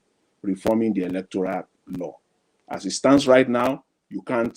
If you are going on an election, you are just wasting your time, and you know that right off the bat. You know that yourself, that you are wasting your time, you are wasting your resources, you are wasting other people's time and resources. If you want to be fair, what you will fight for is for the electoral system to be seriously worked on, to be seriously amended, if not completely thrown out, and come up with an electoral act that will be fair to all Nigerians. Give everybody a fair playing field, a level playing field for everyone. That is the only way you can now say that you want to go into an election. Any politician, even the upcoming Edo State election that they want to conduct, people are just wasting their time. They're wasting their time. If they are still going to do it under this same electoral law, they are just wasting their time. I will leave it at that because of time. I will end by saying that Nigerians are not ready yet. When Nigerians are ready, they will get back their country. They will take back their country. Thank you very much, Mr. Elvis. I appreciate the opportunity. Thank you, Mr. Jonathan. Thank you very much. Obviously that we are not ready. That's just the truth. We are not ready. We make jokes with everything that is affecting us. You see comedians, all these skit makers, they make joke from, with all of them. So we are not ready. That's the truth. So let's continue to live with it. Yes, thank you very much, my people. Please press on the like button, help us to share. I'd like to hear from Mother Rita. Mother Rita, it's good to have you on the show today. Good evening to you. And what we are talking about, I can see we're writing on the private chat. Yes, if Tinubu really want to fight corruption, this interior minister that indicted by Bata Edu, suppose to be suspended by now. So it's part of the things that we are talking about. So yeah, talk to us. All right, Mr. Elvis, Mr. Jonathan, it's just me and you here twinning today. That's great. Good afternoon, sir. And Mr. Elvis, good afternoon. My lovely mommy diaspora, and Mr. Joseph Orji, please get well soon so you can come back to the comment section or even come back to the show. At least we're missing you here. And then my brothers and sisters in the comment section, happy Saturday, happy weekend. Okay. Let me just say, I don't even know. I'm just going to start with what Mr. Jonathan was talking about. The comment, because I started when you were reading that there was something you were reading about somebody advising Peter Obi not to contest 2027. My mind is not even thinking of 2027 because most of these wicked entities, those of them that are sucking dry the poor people's money, as Mr. Jonathan said, many of them, I'm not a prophet of doom, many of them might not even be alive by 2027. But they've put their little minions, their little armies to continue their evil legacy, just like what we have been experiencing for decades. That man is right. Peter Obi shouldn't bother. And that's why before 2027, something's got to give in Nigeria. Something has to give in Nigeria. And, there's something Mr. Jonathan was saying, and I was laughing. Like, he was saying the electoral laws has to be changed. Mahmoud, it has to be removed. Yes, those things have to be done. But however, presently, we have laws. We have electoral laws that have been amended. It was never implemented.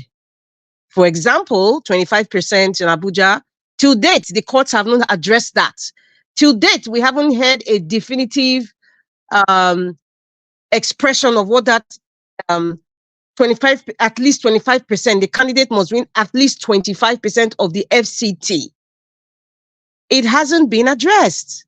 So, and it's written in the electoral law, it's there.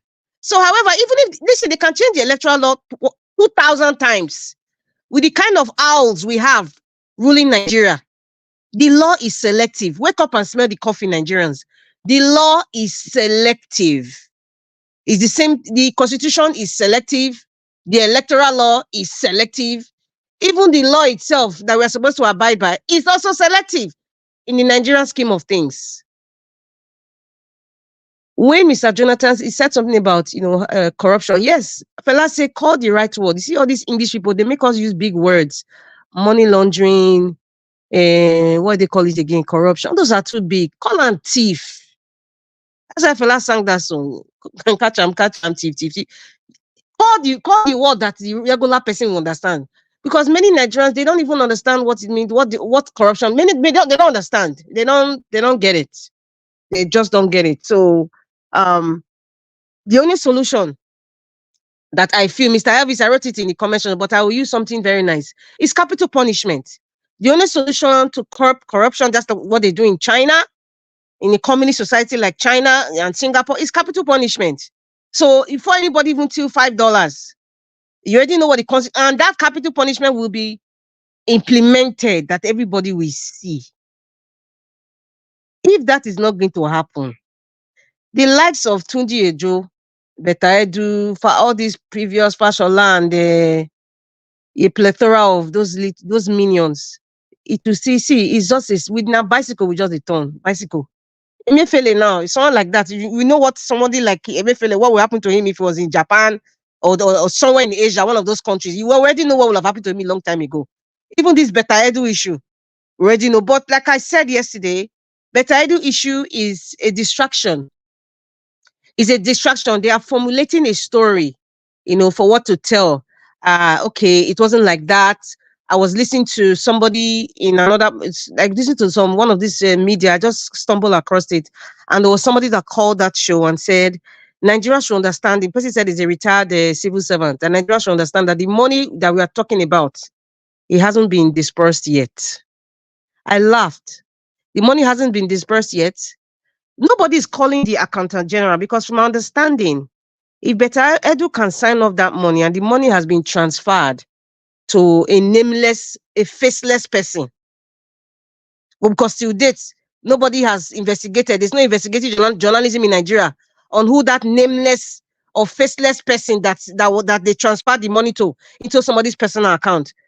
It is silent. So when that civil servant was talking, I said, this man is probably one of them that hide your file. He's just the money has been transferred to somebody's personal account. What does that tell you? The accountant general of the nation, because for you to get that money, you must get approval from the accountant general. Maybe now we have to have a class of how due process supposed to work. The accountant general, nobody is calling that one. Who is the accountant general of Nigeria?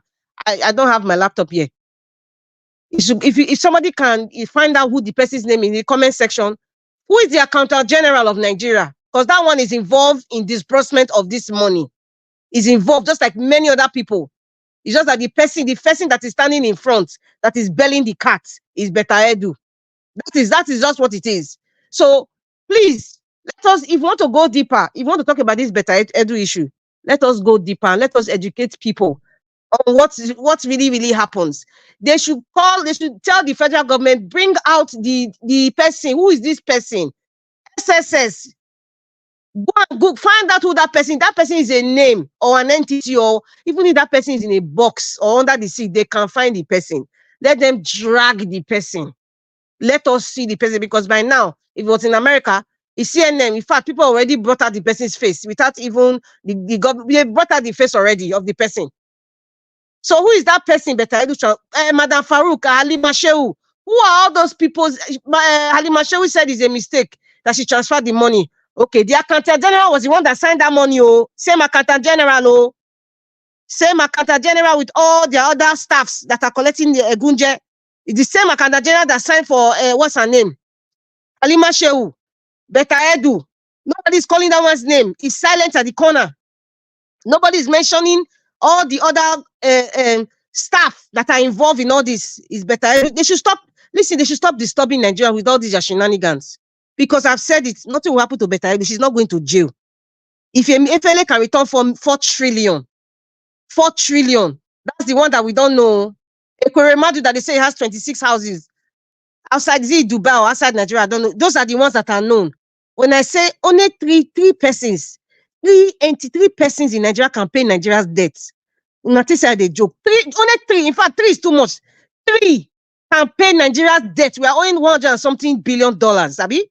They can pay it without even shaking. 3. We don't need to go far. Just 3 people can pay Nigeria's debt.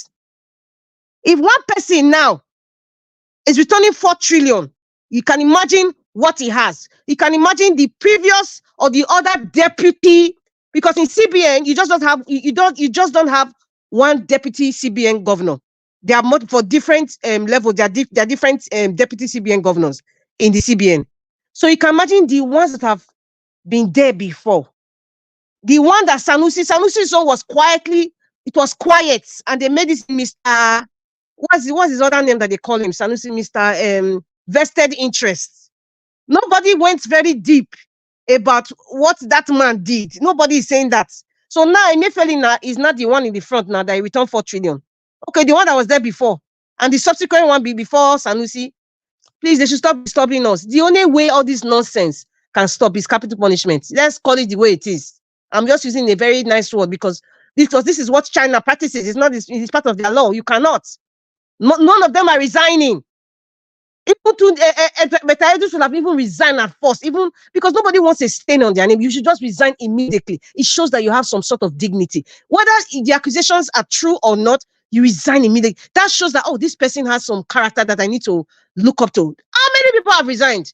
Tunde Ojo, has he resigned? Accountant General by now should have resigned. He should have resigned. So please, let us say things. Let us not just look at things on the headlines. Let us try and go deeper. That's just my advice. Because when I look at these things, certain things, when you go deeper and deeper, it's like it's a Pandora's box.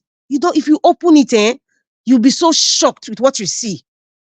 It's more than that. It's the same way I told Nigerians about this. You see how many? Is it 250 million naira SUV for the people of the Senate and Federal House of Rep? I say it's beyond that. Just don't look at the title. Who is the contractor? Who did they contract that money to for Toyota? Who signed those live contracts? The same question I keep asking for so many years. Who is the families in the north that is taking over NYSC? Those uniforms, do you know where they get those uniforms for?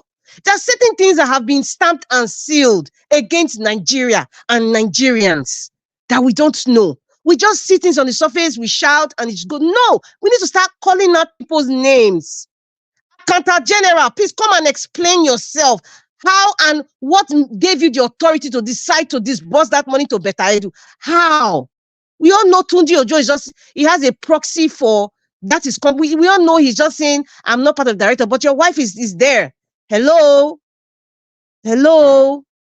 He just came to embarrass them. Anyway, they don't feel embarrassed because they know at the end of the day, nobody's going to jail. And I'm saying it, they should surprise me. I want to be surprised that this fraudulent administration will put somebody Beta Edu or Tunji Ojo in jail. Let them surprise me, since I'm saying nobody will go to jail. Emefiele will only get detained. He's eating fried rice and chicken, in case you people don't know. He's just there because he doesn't have his freedom to enter his SUV or travel to France or Seychelles. He's just there. He's eating fried rice and chicken in that incarceration in Abuja, in case you don't know. He's under AC. His skin is still the same, still looking fresh. So please, they should stop disturbing us.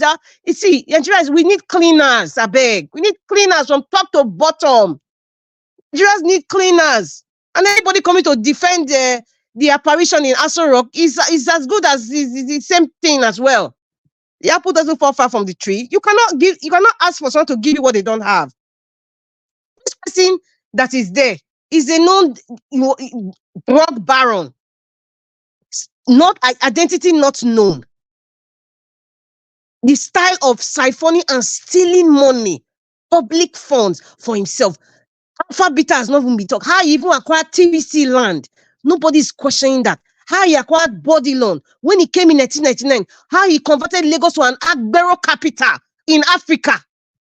Nobody addressed. So such a person, what do you want from that person? Don't expect apology. Don't expect explanation. Don't expect them to care. Don't expect them to give you the dividends of democracy. Don't expect them to be truthful. Don't expect them to give you justice. Don't expect them to give you equity. Don't expect them to give you the best that every human being deserves.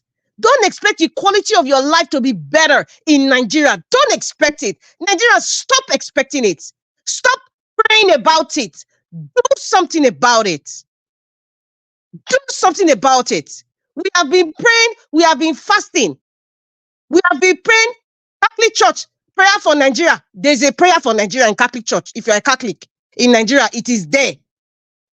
There's prayer for leaders. It's all over.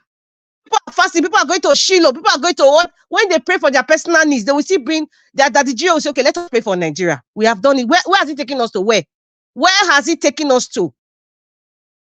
Don't expect all those things from these people. They've taken over the clergy.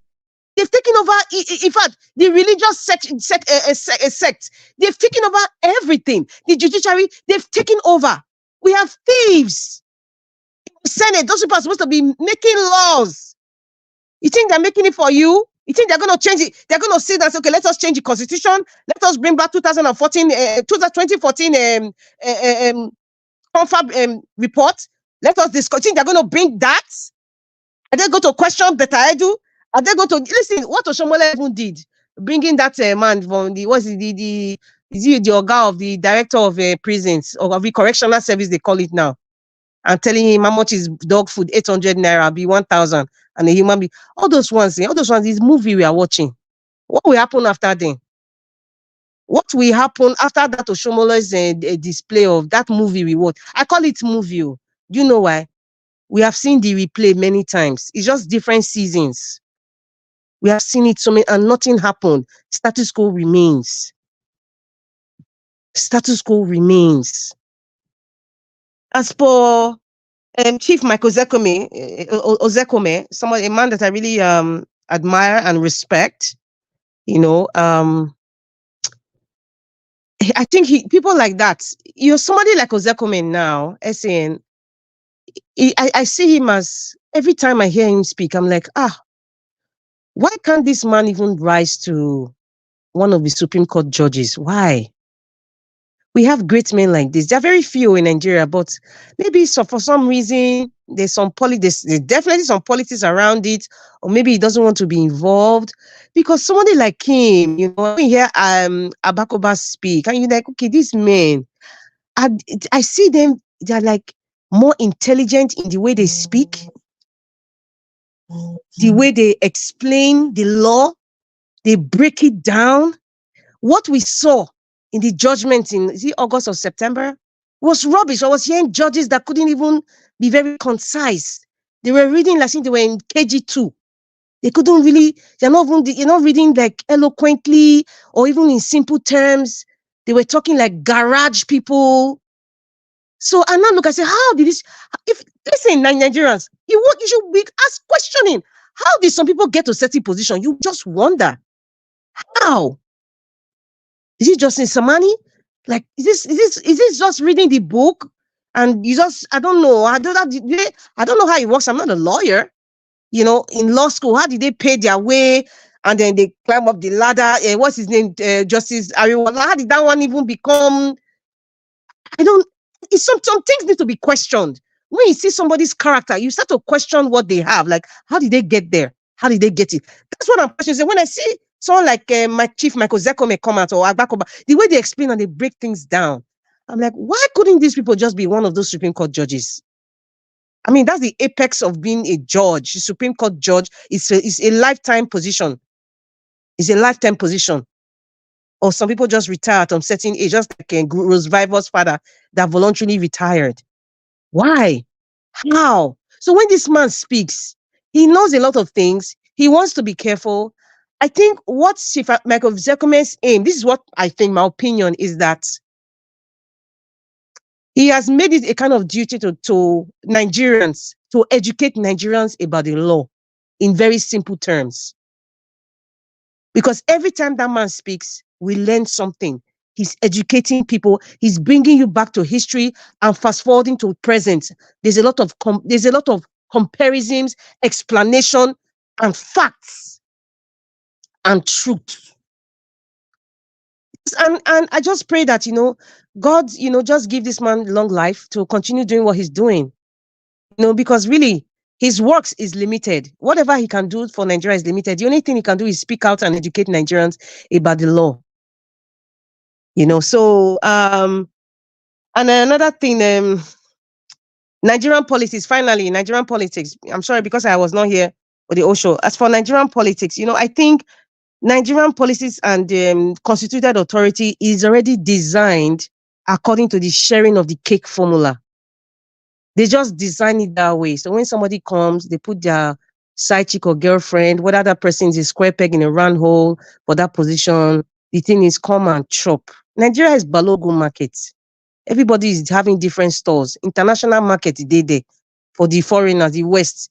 Then the ones that are inside, the traitors that are betraying the Nigerians, they are just sharing the cake according to different quotas. That's how our politics is designed. And that's why when people pay politics, there's no purpose in the politicking they are doing. There's no purpose. There's no ideology. And that's why most of them swing like a pendulum from one party to the other. There's no set ideology. There's no basis of, being truthful and staying in one place because of your beliefs and your values. Those things don't exist in Nigeria. What we are doing in Nigeria is we're playing panya. We're not playing politics in it. That's not how politics is played. We're just doing markets, trade by barter. You give me this, I give you that. That's what's going on in Nigeria. I can't even call Nigeria like, a country per se, because we're not even a nation. Because the law is selective to certain parts of certain tribes or certain regions. It's selective. So what are we doing? What are we doing? Even the laws that you have, the amended laws, are they implemented? I just gave one simple example. 25% of Abuja, it hasn't been discussed. It hasn't been addressed. The Supreme Court themselves, they haven't addressed that. The Senate, they haven't addressed that. The Federal House of Rep, they haven't addressed that. So that we can put it, okay, this is what it is. 25% does not mean that you must win. In fact, the Supreme Court did not even address that in their judgment. They stylistically cut off that. Justice Mary Odili, where are you? Come and talk now. Where are you? Let's be calling their name.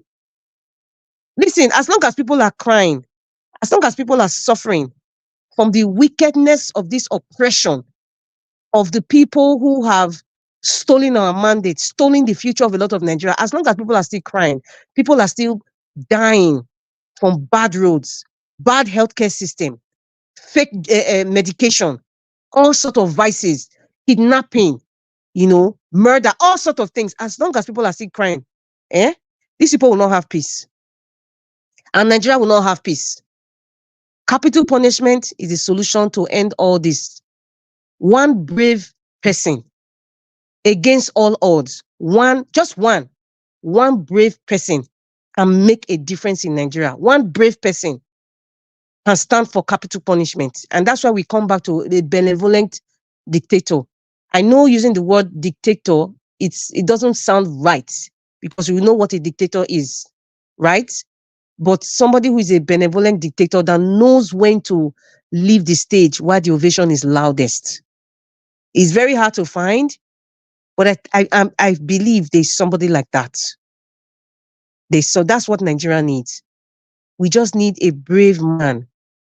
This man at Bodilon, have you guys forgotten during the campaign? You guys are forgetting something. When that woman, what's her name? Halimat, something. That woman that came on Arise TV to say that when she went to London, he said he looks, Agbado looked lifeless and fleshless. They was just sitting down there. He has someone that has dementia or something. It got to a point when they were discussing, he said, what do you have for the North? What about the insecurity, the kidnapping and all those Boko Haram stuff? What did he tell her? He said, I cannot do anything because I'm afraid of my life. I don't want them to tie me. Isn't that what he said? We need to look for that video, Mr. Elvis. So if he can say that prior to even stealing our mandate, then Look for it. Then do you think that he can do anything now? He can do nothing. Absolutely nothing. Everybody be on your own. Protect yourself. Oh, whatever it is that you got, protect yourself, Nigeria. Whatever it is you got, because this government, they got nothing to offer you. Don't expect anything from them. Don't. Thank you. Thank you, moderator. Thank you very much. Yes, that's the truth. You should not expect anything from these people. They don't care about you. So the sooner we all come together to realize that these people are using us and to satisfy and enrich themselves, will be better for us. Okay, my people, like you all know that today is only 2 people that joined the panel, so we're not going to be staying long. We're going to have a final submission right now so we can end the show. Let me take a call, then we'll take it from there. Thank you very much, Mr. Benedict. Thanks for calling in. Good evening to you. Please talk to us, sir.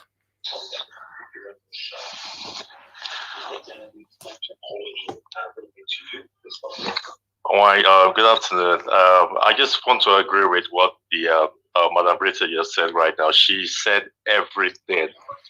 Everything that has to be said was what she said. See, like I said the other time, Nigeria, it will take a revolution of our minds collectively to change anything. As long as we all have different languages, everybody's speaking from one language, we're not, on the same page, nothing is going to change. We all have to come together and speak with one language, from the north to the south, to the east and to the west. Everybody has to collectively come together and say, okay, we don't tire. Now, what do we want be this? This is what we want our government to do, and they have to hear us. If we don't do that, nothing will change. So Nigeria has gotten to a point where everybody that goes for any political office just wants to go and eat. And now the youth, those young people, now they're worse past the elderly people. That's why you have these people like Beta Edu, stealing our money. Even the Minister of Interior, I was actually proud of him, that was doing very well with the passport situation and all that. But himself he did chop money. So nobody holy as long as that political structure is concerned.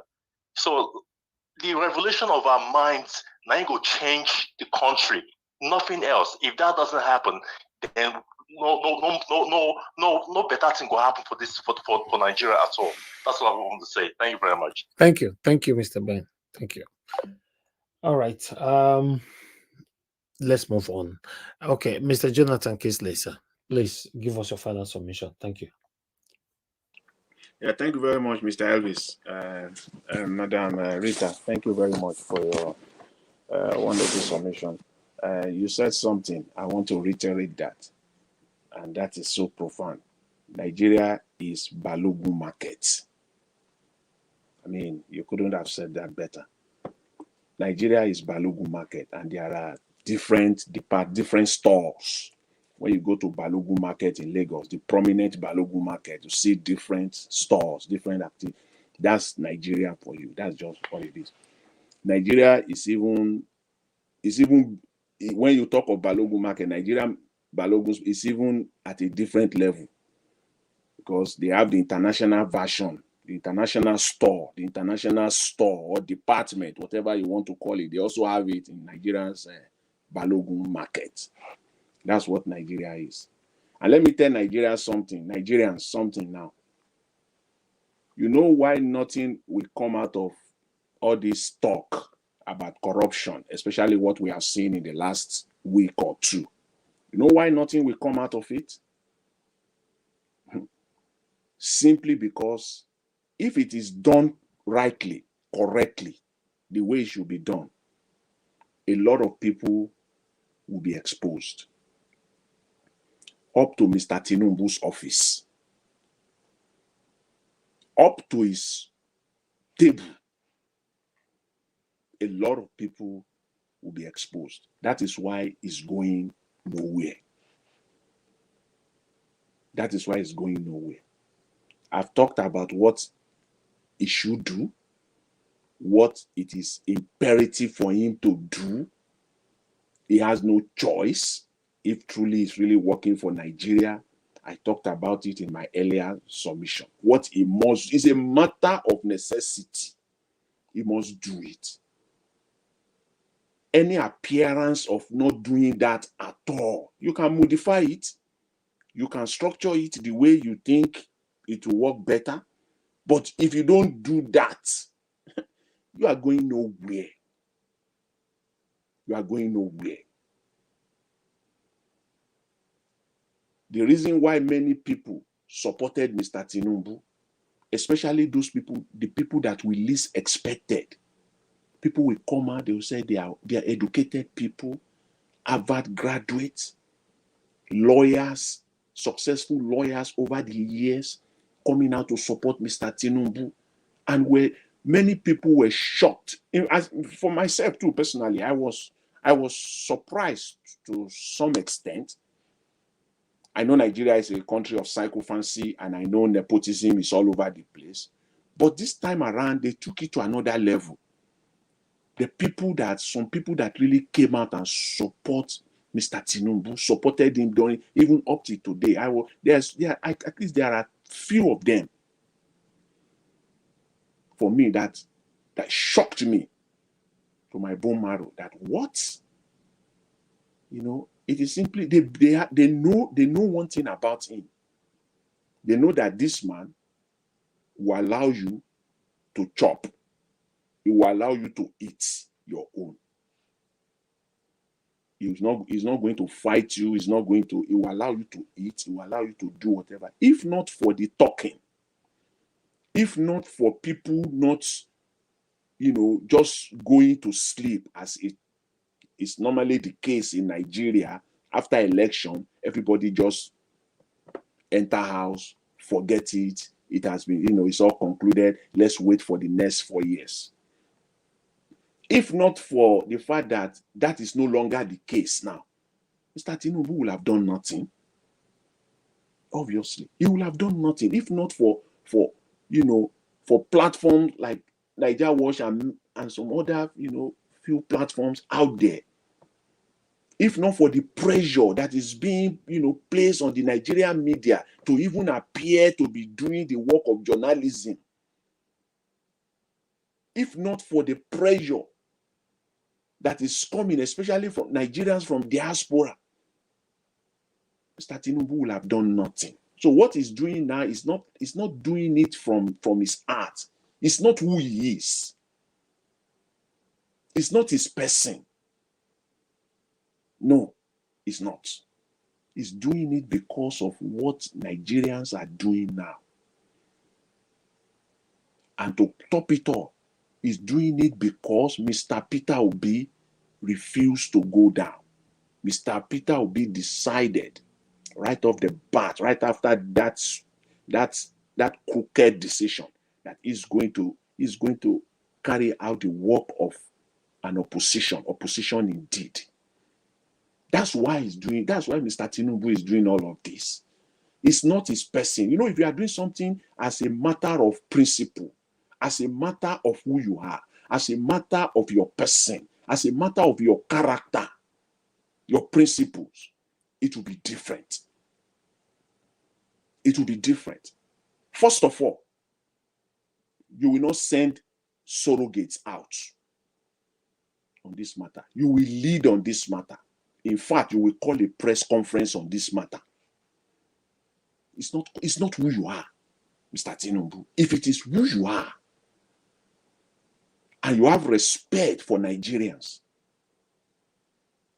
the people you are superintending over, the people that you want them to be calling you their president. If you have the minimum respect for them, you will not be sending surrogates out on this. You will not. You will lead. Your surrogates will follow. Yes, that's what it is. You can use surrogates. You can use people that will talk for you all over the place. It's done everywhere in the world. Fine, no problem. But you will lead. That's what men, leaders of character, of principle, of conviction, that's what they do. You have no conviction of any kind. Nothing. If you do, at the minimum, you will have held a press conference, face to face, and tell the Nigerian people that this will not happen under your watch. And that you will see to it that those that are involved are fully, completely punished through the law. You will say that to your masters. Nigerians are your masters. You are serving them. You are a servant. That's what you will have done. Not just staying under the cover and announcing through a spokesman that you have sacked, you have suspended, that you are cutting cost of trip by 16. You won't do that. If you are a man of conviction, if you are a true servant to the people, that's what servant does. Servant leaders, that's what they do. But you have no respect at all for your masters. You have no respect. Nigerians are your masters. They are your employer. You are working for them. They are paying you. And when their money is being mismanaged, their money is being stolen. Not just their money, even the generation yet unborn is being stolen. The least that you can do for them is to face them, face to face, man to man. 10 Nigerians. This happens under my watch. I take full responsibility. Take responsibility. Your inability to do that says it all. This is not you. This is not a man of conviction. You have no conviction of any kind. Of any kind. If you do, people will not be awarding 500 million naira consultancy contracts. What are they consulting under your watch, Mr. Tinubu? Consultancy service for what? Are you consulting for United Nations? What consult? Are they being paid in dollars that, okay, if we now convert it, it can now amount to that amount? They are being paid in naira. 500 million, for crying out loud. That's about $500,000. I don't care. Go to United Nations website now as we speak. They call it United Nations Global Marketplace. If people don't know. United Nations Global Marketplace. Please Google it. Please go there. I'm advising every Nigerian. United Nations Global Marketplace. Go there now. You will see all the contract awarded. It's listed there publicly. For $5,000 contract, for crying out loud, $5,000 contract are all listed there. They are all listed there. They don't give out contract that is more than $200,000 to one company at a time, and you are giving 500,000 to one individual in Nigeria, United Nations.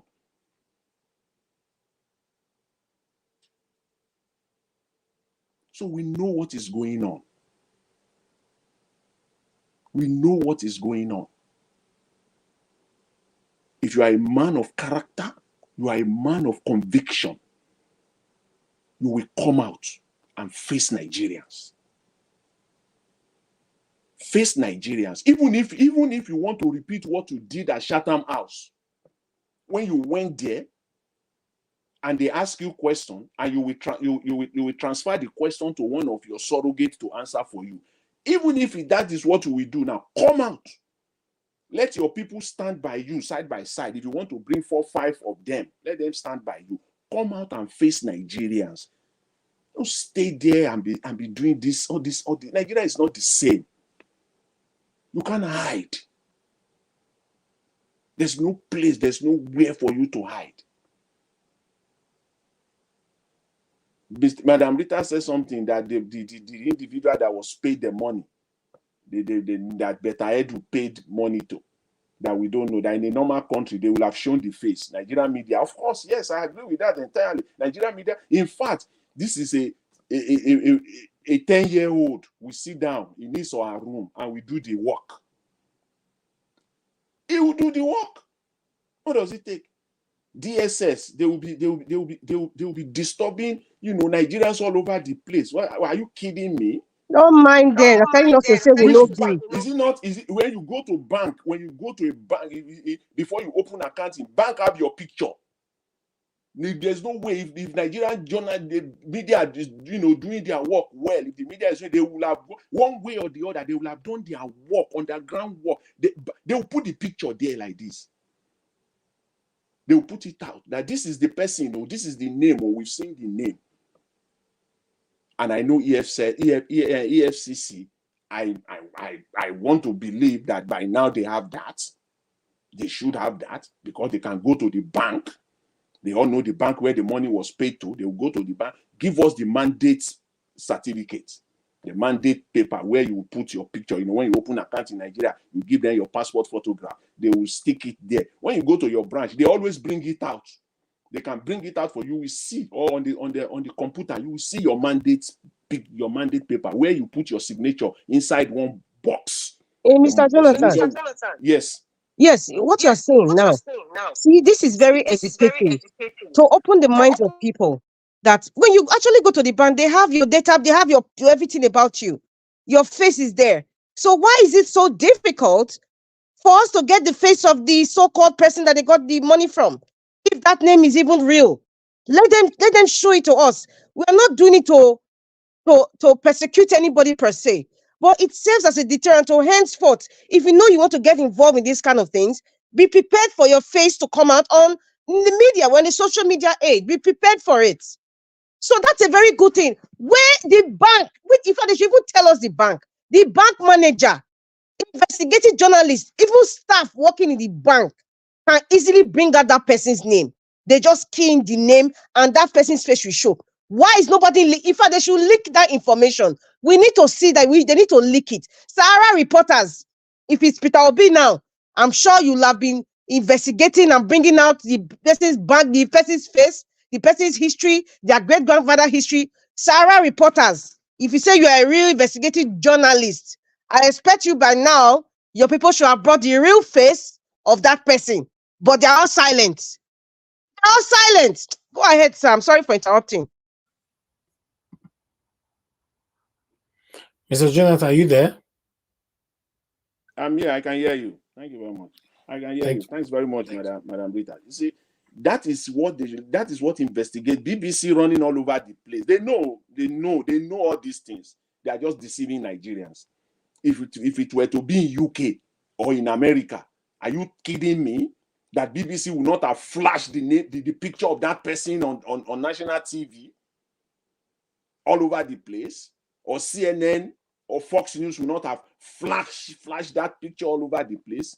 At the minimum, this is the person, we know you, and this is your name. Don't be surprised. Maybe they use their gardener to open this account. That's how ruthless they are. They use their gardener, they use their cook in the house just to open this account, and they collect the checkbook. They are just writing the check, take the money out. Because you will be surprised, you will be shocked to your marrow that when they show you the picture of that individual, you will just see one lady or one guy that you will know that, what? This one? That's what you will see there. But they won't do that. It is as simple as that. Nigerian media. I want to believe that the likes of EFCC, DSS will have done that as part of their investigative process or procedure. I want to believe that. But if they have not done that, then they should just, I don't know what they are doing there. They should just scrap them and shut the whole place down and let them go. But by now, I want to believe that the likes of DSS and EFCC will have done this at the minimum. They have the picture of the person, they've gone to the bank, they've collected this information. But what forces these people, these security agencies, to be more transparent, to come out? It is when the media take the lead. That information that you are hiding as part of your investigative material, we have it, and we are not breaking any law. They will put it out there, so they cannot come out and lie. You know, Nigerians can do anything. Even this information that we are putting out, they can go to the bank and change the picture, and change it, and change the mandate certificate, and change it and put another person there. That's how corrupt they are. That's how reckless and ruthless. They are ruthless. And as it has been said earlier, there's no way all these things can go on in Nigeria. Nobody can come and tell us. Nobody, please don't fool us. We are not fools. Mr. Tinubu, your accountant general she's working on your mandate. The Constitution gives you the power to fire him or her she's working, he or she is her name. I think Madam Rita was asking for the name. I think the name is One Oluwatoyin. One Oluwatoyin, something like that. One Oluwatoyin, yes, that's her first name. I don't know the last name, but I know that her name is Mrs. Oluwatoyin. She's a female. And she's working at your pleasure, Mr. Tinubu. You can fire her anytime. And there is no way by now you will not say that, okay, you have this information that how this pass through her. And you say you are an accountant. I don't know. It's not possible. I'm one of the individuals that made the argument that there is no way you can steal 1 naira in Nigeria without either the knowledge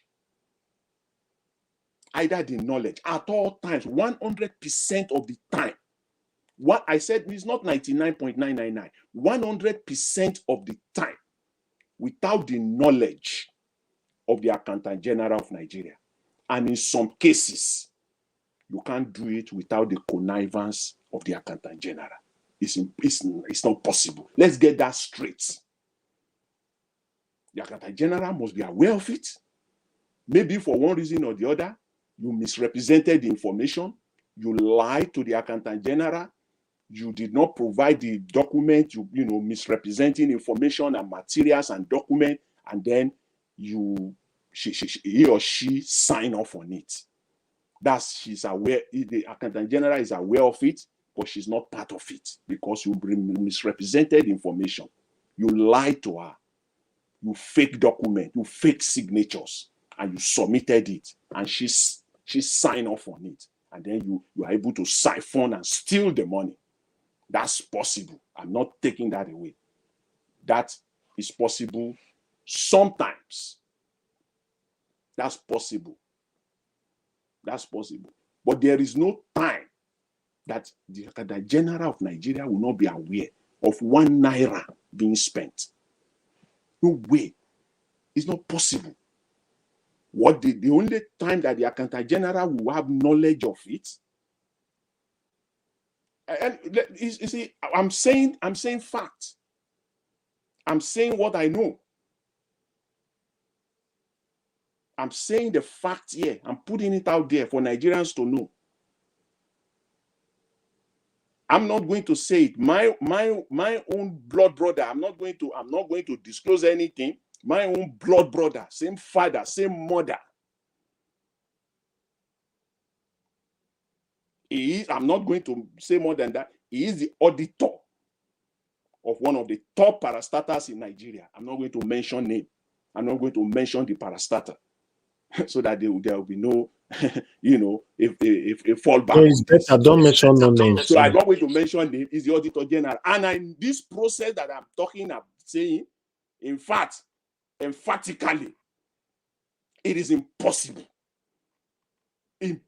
for you to take 1 naira. The only way is for you to misrepresent information, deceive the accountant general, deceive the auditor, then you get the money. Then you now go and use the money for something else. I want to use this money. It is for this purpose. We are traveling. We are going to stay there for 1 week. And this is the cost per day. We need 1 million naira. The cost of flight is blah, blah, blah, blah, blah. You deceive, you do everything, and they approve 5 million naira for you. But you didn't, you now ended up, you didn't even fly to anywhere. You didn't even travel to anywhere. And they approve you for 500,000 naira per night hotel. You go and stay in 50,000 naira per night hotel. You have deceived. That means the accountant is aware of the money. The auditor is aware of the money. But again, you still steal. That is still stealing. That is still, I'm trying not to use the word corruption. That is still stealing. In that case, the auditor, the accountant general is as free as the air. You can't do anything. It is you they will come after. But in a case where the accountant general or the auditor collected kickbacks, percentage from that money, then it's involved too. They are all in. They are all of them. They are in. They are all in. So what is happening in Nigeria? Don't deceive us. Don't deceive us here. Don't tell us what is not here. That's why I started by telling Nigerians the fact that sometimes they say the truth is difficult to swallow, but it is the truth. You have to swallow it. You have no choice. That, see, if they really want to do this, and that if they really want to do this, this thing will end at Mr. Tinubu's table. It's important. It will end on his table. There's no way they can do that. So this is where Nigeria is right now. This has to stop. This must stop in Nigeria. If that country is going to move forward, the country must stop. I mean, this nonsense, this stealing must stop. Stealing of poor people's money. Maybe they don't get it. Or maybe they know it. They are just wicked and reckless people. Ruthless individuals. The money you are stealing is poor people's money. It is not your money. It is the poor people's money. Maybe that will give you, that will let you have some empathy. That will make you to have some rethink on this thing. That this money we're taking is poor people's money. Maybe you are thinking this money is for rich people like you. No, you are taking the poor people, you are taking that poor woman's money. You see that woman that is there in the village in Nigeria, under the sun, 35 plus, 36 plus degree every day. You are taking her money. That is wickedness. That's whose money you are taking. Think about it. Think about it. I will send a picture to Nigeria. There's, in fact, you see, when people like us talk about Nigeria, we're not just talking. We know things. There are things that we know that is going on in Nigeria. When you steal money, you steal the money of those university students. Those university students that right now in Nigeria, 2,000 students in one room. 2,000 students in one room. The pictures are available. Student collapsing.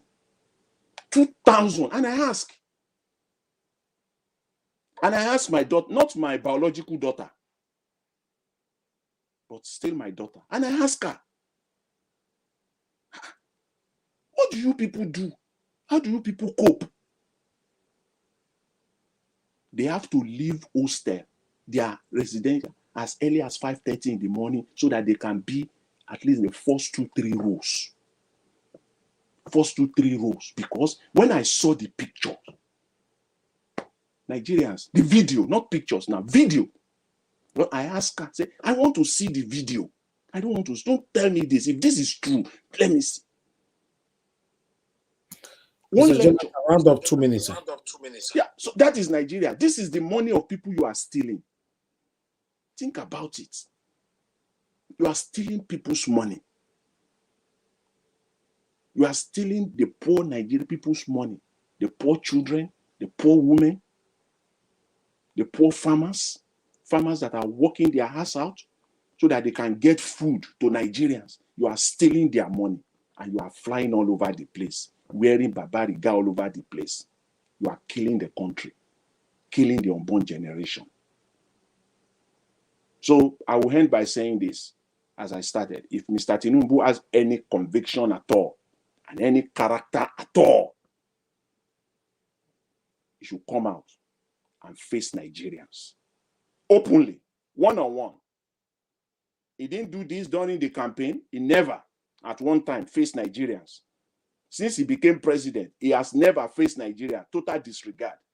But at this time, if everything you are doing, you want Nigerians to take it seriously, this is your acid test. Come out.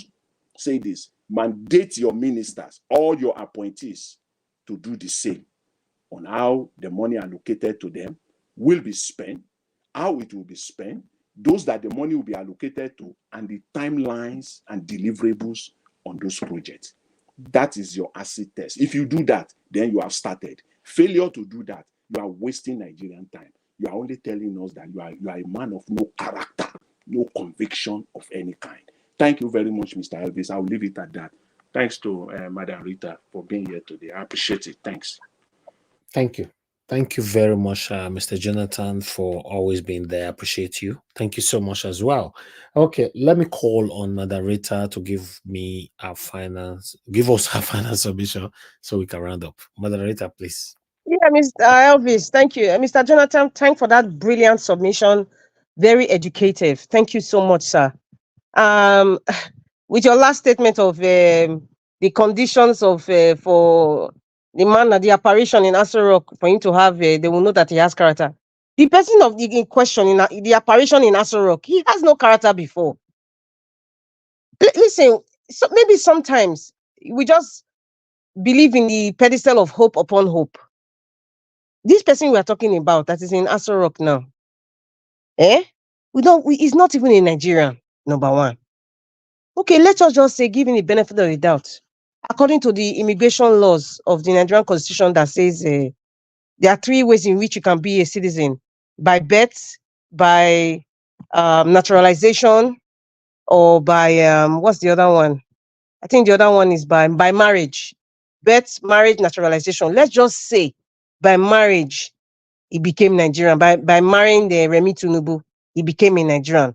So even if he has no, with all the lies from holding a Guinean passport, or probably he came from Niger Republic or Ivory Coast and landed in Nigeria in those days where, people can come and live in Lagos, and be houseboy, or be a street urchin and all those kinds of things. And you walk your way up the ladder, and then all of you can speak the language, and then you now find a niche somewhere to claim that, okay, that's where you are from, and he picked Osun State.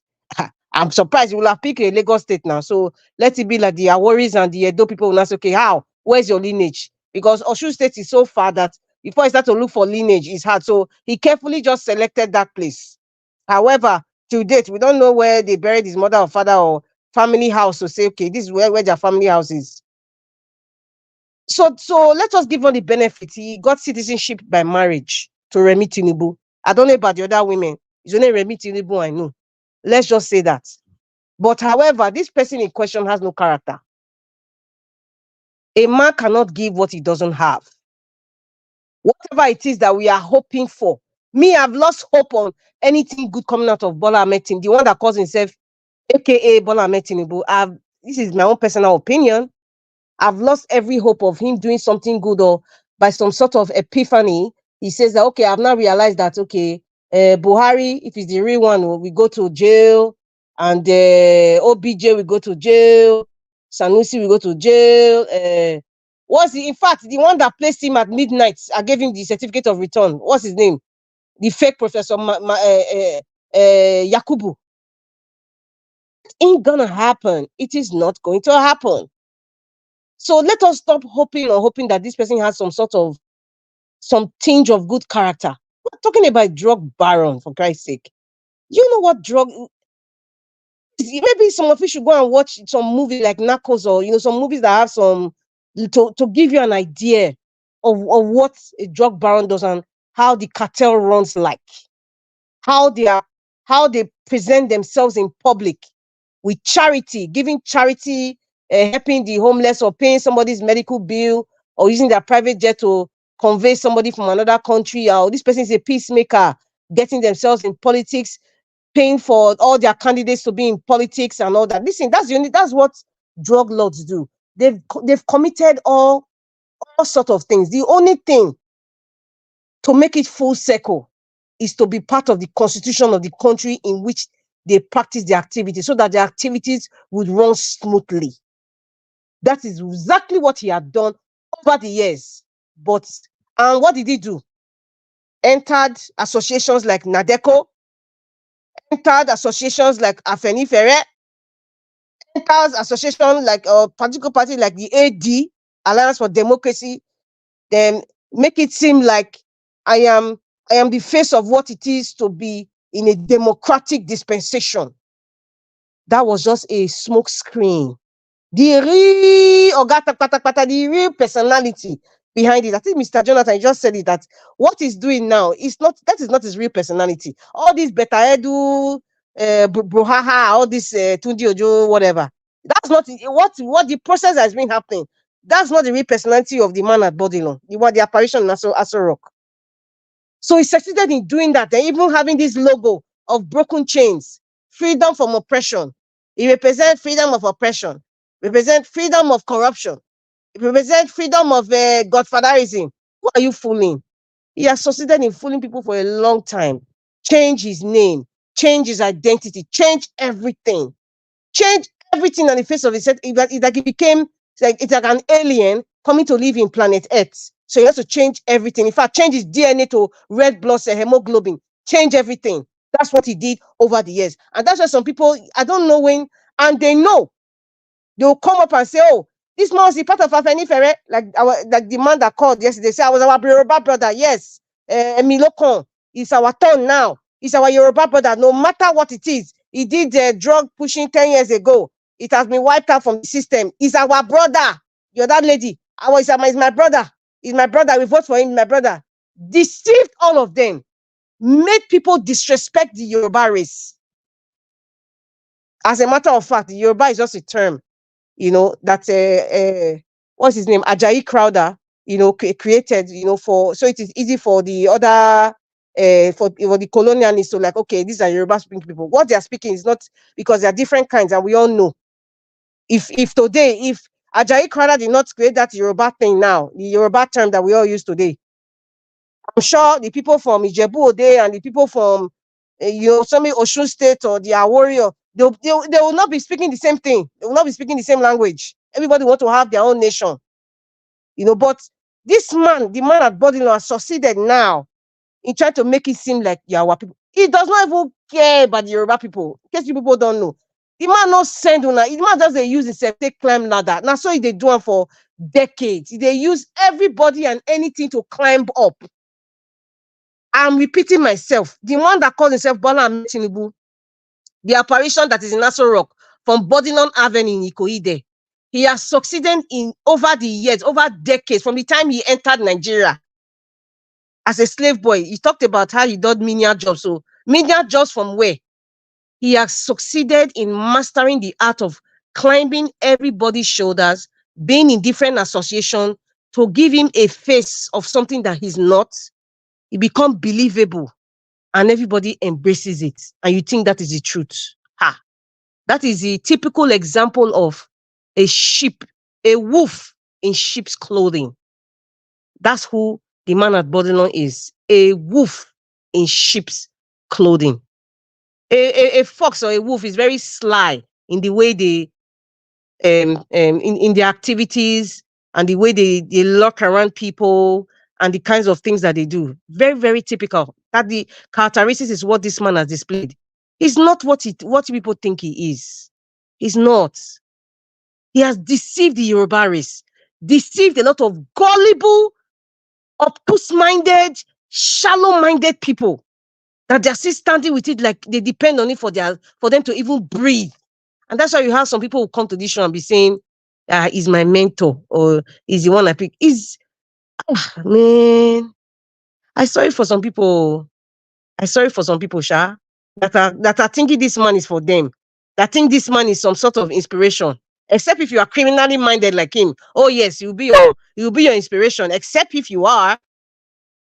But he succeeded in climbing, even, okay, if you look at all the so-called association he entered, Nadeko, he's no longer part of it now. Created confusion there. Afeni Ferre, he created confusion there. Everybody's scattered. Now, because we have a strong, erudite man, God bless Ayo Adebanjo, God bless that man. I pray that he lives long enough to see Nigeria change. That man stood. He stood and he did not deter. He did not even come out from his track. That is the leader of the Afeni Ferre. He's just a pressure group. But what did he do? He now went to meet an older man that obviously he's not coherent, with all due respect to him. And now went to the other. There was no faction anyway. He wanted to now cause confusion because you are begging for acceptance. You want to buy acceptance because he has always bought his way all his life. He has always climbed the ladder by cheating, and by cheating. But however, everything dulls down because Ayo Adebanjo stood his ground. He did not derail. And that's how that matter went to voicemail very quickly. Because the people who know the truth, they know the truth. Fashoranti, yes, Fashoranti, that's the one I wanted to mention. As old as that man is, when his daughter passed on, what did this Bola Ahmed Tinubu say? I see no cows. That's what he said. So you see, he's no longer in all this association. AD, scattered AD. Is everybody one that went to PDP, ANPP, APC, everybody scattered. So he has never, any association or any group he belonged to over the years, he always succeeded in breaking it off. And then those people now realize who he really is. The gullible ones that are hungry, that don't know themselves, that have no character, tag along with him because they always want the crumbs from Bodilon Avenue. That's what you can just see the kind of person I'm talking about. He has succeeded in deceiving everybody that he's a champion of democracy. That nonsense logo, that hat with that logo, he say he represents chain. He's the one that is chaining all these people.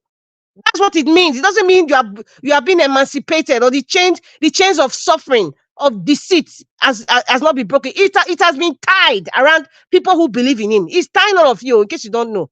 All of you are tied by that logo chain on his hat. All of you that believe in him and that are hoping him and that are defending him. All of you are all chained, in case you don't know. That means I have chained all of them. All of you that are even printing the logo on your clothes. You are under a spell. You are being chained. If you don't have anybody to tell you, me, I'm telling you, you are being chained. So to change all these things in Nigeria, I'm going to stand my it's capital punishment. And if you take a brave person, the person might not even be under any constituted authority at all. Because as right now, every constituted authority in Nigeria have different stalls in the Balogun market called Nigeria. So it will come from a brave person that can go against all odds. And the Lord Almighty is with that person to do a cleanup. Nigeria needs a cleanup. It's not by the ballot. That ballot is not going to work. Nigeria, stop voting. That constitution needs to be changed. Stop voting. Every time you vote, you make the constitution alive. Every single time you vote, you make the constitution alive. If everybody say, you know what, we are not voting. Every political party If you say, even if it's one political party that wants to vote, we will not vote. We will go against them. We will not agree. Nobody will vote. No be no voting. No nothing. If Nigerians are ready, no INEC. Go be tight INEC to say they want to go to a polling unit. Everything will be taken down. Nobody's going to vote across the nation. Trust me, something is going to give. So please, there's no need. If Peter Obi doing what you are doing, we are going to keep talking, whether they like it or not. And we are going to go against this fraudulent administration with the man from body in the apparition in Asoro. We are still going to be telling it the way it is. We are still going to be calling him out and all his minions. Mr. Jonathan, God bless you for that educational piece that you gave all of us. God bless you. If the General was deceived, okay, oh well, fine. But me, with the state of my mind right now, what I see in Nigeria, Akana General was not deceived. I will put it out there.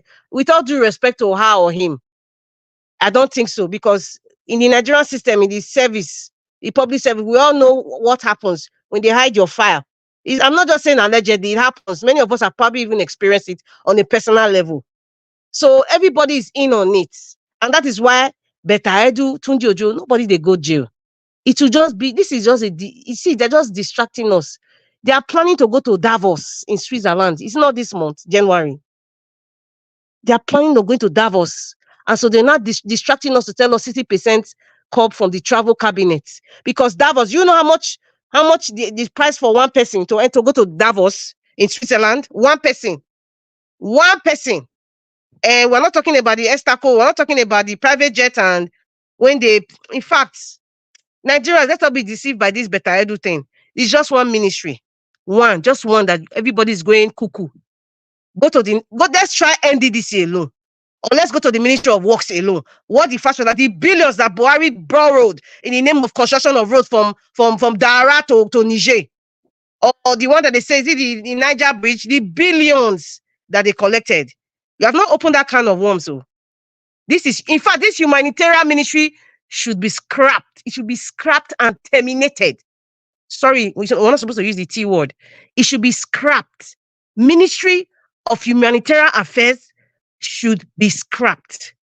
That is why they will continue to have IDP camps, because they are making billions of naira from it. They are collecting money from the international bodies in the name of IDP camps. In case you guys don't know, governors of where they have IDP camps. Edo State has IDP camp. Benue State has IDP camp. Borno State has IDP camp. Even Taraba, Pastina, Sokoto, what's the name of this Kebbi State? Because Kebbi is just at the border of, I think it's Niger. Yeah. Or one of these, I don't know, one of these, their brothers, they are intermarried. Adamawa State is just the border of northern Cameroon. This thing, there's a racket. There's a racket with this IDP. They don't want this thing to end. And that's why this war against insurgency would not end unless a brave person come and end it all once and for all. Because they are making billions of dollars, not naira, billions of dollars from this issue. International bodies are involved as well. Let's not kid ourselves. Don't expect anything from Bola, the one that calls himself Bola Ahmed Tinubu. Don't expect anything, Nigerians. Please. Don't expect anything. You're not going to see anything good that comes out. I'm not trying to be negative here or be a prophet of doom. Nothing is going to come out for somebody that cannot give you what he doesn't have. Don't expect anything. Protect yourself. Keep yourself safe, Nigerians. Because this administration is not going to save you. They're not going to protect you. They're not. Because the man has said it prior to the election.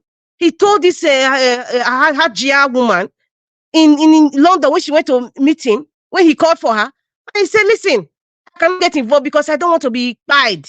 He said it to her. She came on national TV and she said it. If he's protecting himself and his family, the man don't walk by. Then is it you that want to protect? He has declared it, or he's not going to get involved. What are you expecting? Mr. Elvis, God bless you. Thank you for giving me this opportunity. God bless everyone. We will continue to keep talking. We will not give up, and we can never be tired. Never. Thank you very much. Thank you very much, moderator. God bless you. Thanks for that wonderful submission. Today we will not get many people for here. You and Mr. Jonathan got the opportunity to at least, which one I never talked for like more than 7 years, and I don't talk up today. Yes, so Once in a blue moon, once in a while. Exactly. Thank you so much. Yes, we have Ozekhome with us. Ozekhome, thank you very much, sir, for joining us. Happy weekend to you. I beg, talk to us, sir. Excuse me. Niger Watch, good evening. Actually, good evening, everybody. Actually, I came in, I saw the headline. I deliberately refused to comment for the last 9 months. I'm ready to speak now. I'm not abreast of what he said, so I needed a little bit of a background. But when I saw it, I know Ozekhome can always be. He's one of the people I like listening to in matters of law and the adjudication. So I know he's not one of those celebrity SAN, those that has to tell lies or even say something that is out of common sense just to belong. So I do not know, or has he granted any interview or he's about to? Let I watch over. Do you know? Yes, of course. It was at Arise yesterday. He talked for more Ah, than about 30 minutes. Yes, we played the video here today. I didn't. Mm-hmm. I missed it, and Yeah. it's not like I watched it before. So I would have loved the. He said he deliberately stayed out of media for like 9 months. Yeah, for 9 months without not saying anything. He just wanted all the judiciary petition and all to be over before he can say something, but he's ready to talk now. So he Well, actually talked about so many things today. if I'm to preempt him or whatever, I know he's not happy with the state of the judiciary. Of course, yes, he's not. Without doubt. Mm-hmm. Without doubt, he's not. After all, he's the person that exercised, I think he said it's within his right, or I don't know the way he described it. He wrote to the Supreme Court for a review, and they fined him. Is it 40 million or something like that? I think that was the Yes. last piece of news I had connected with. And it was surprising. He said what he did was because he's a researcher. I mean, he had a PhD in law, so it means a lot. So I think I remember the answer he gave then when he came out of the court. He said, "Look, he said I research law. These things are supposed to be done once in a while. All he needed was he will debate with them or deliberately they will tell him, okay, we've looked at your this thing, but we still stand by our logic and then maybe enlighten him the more.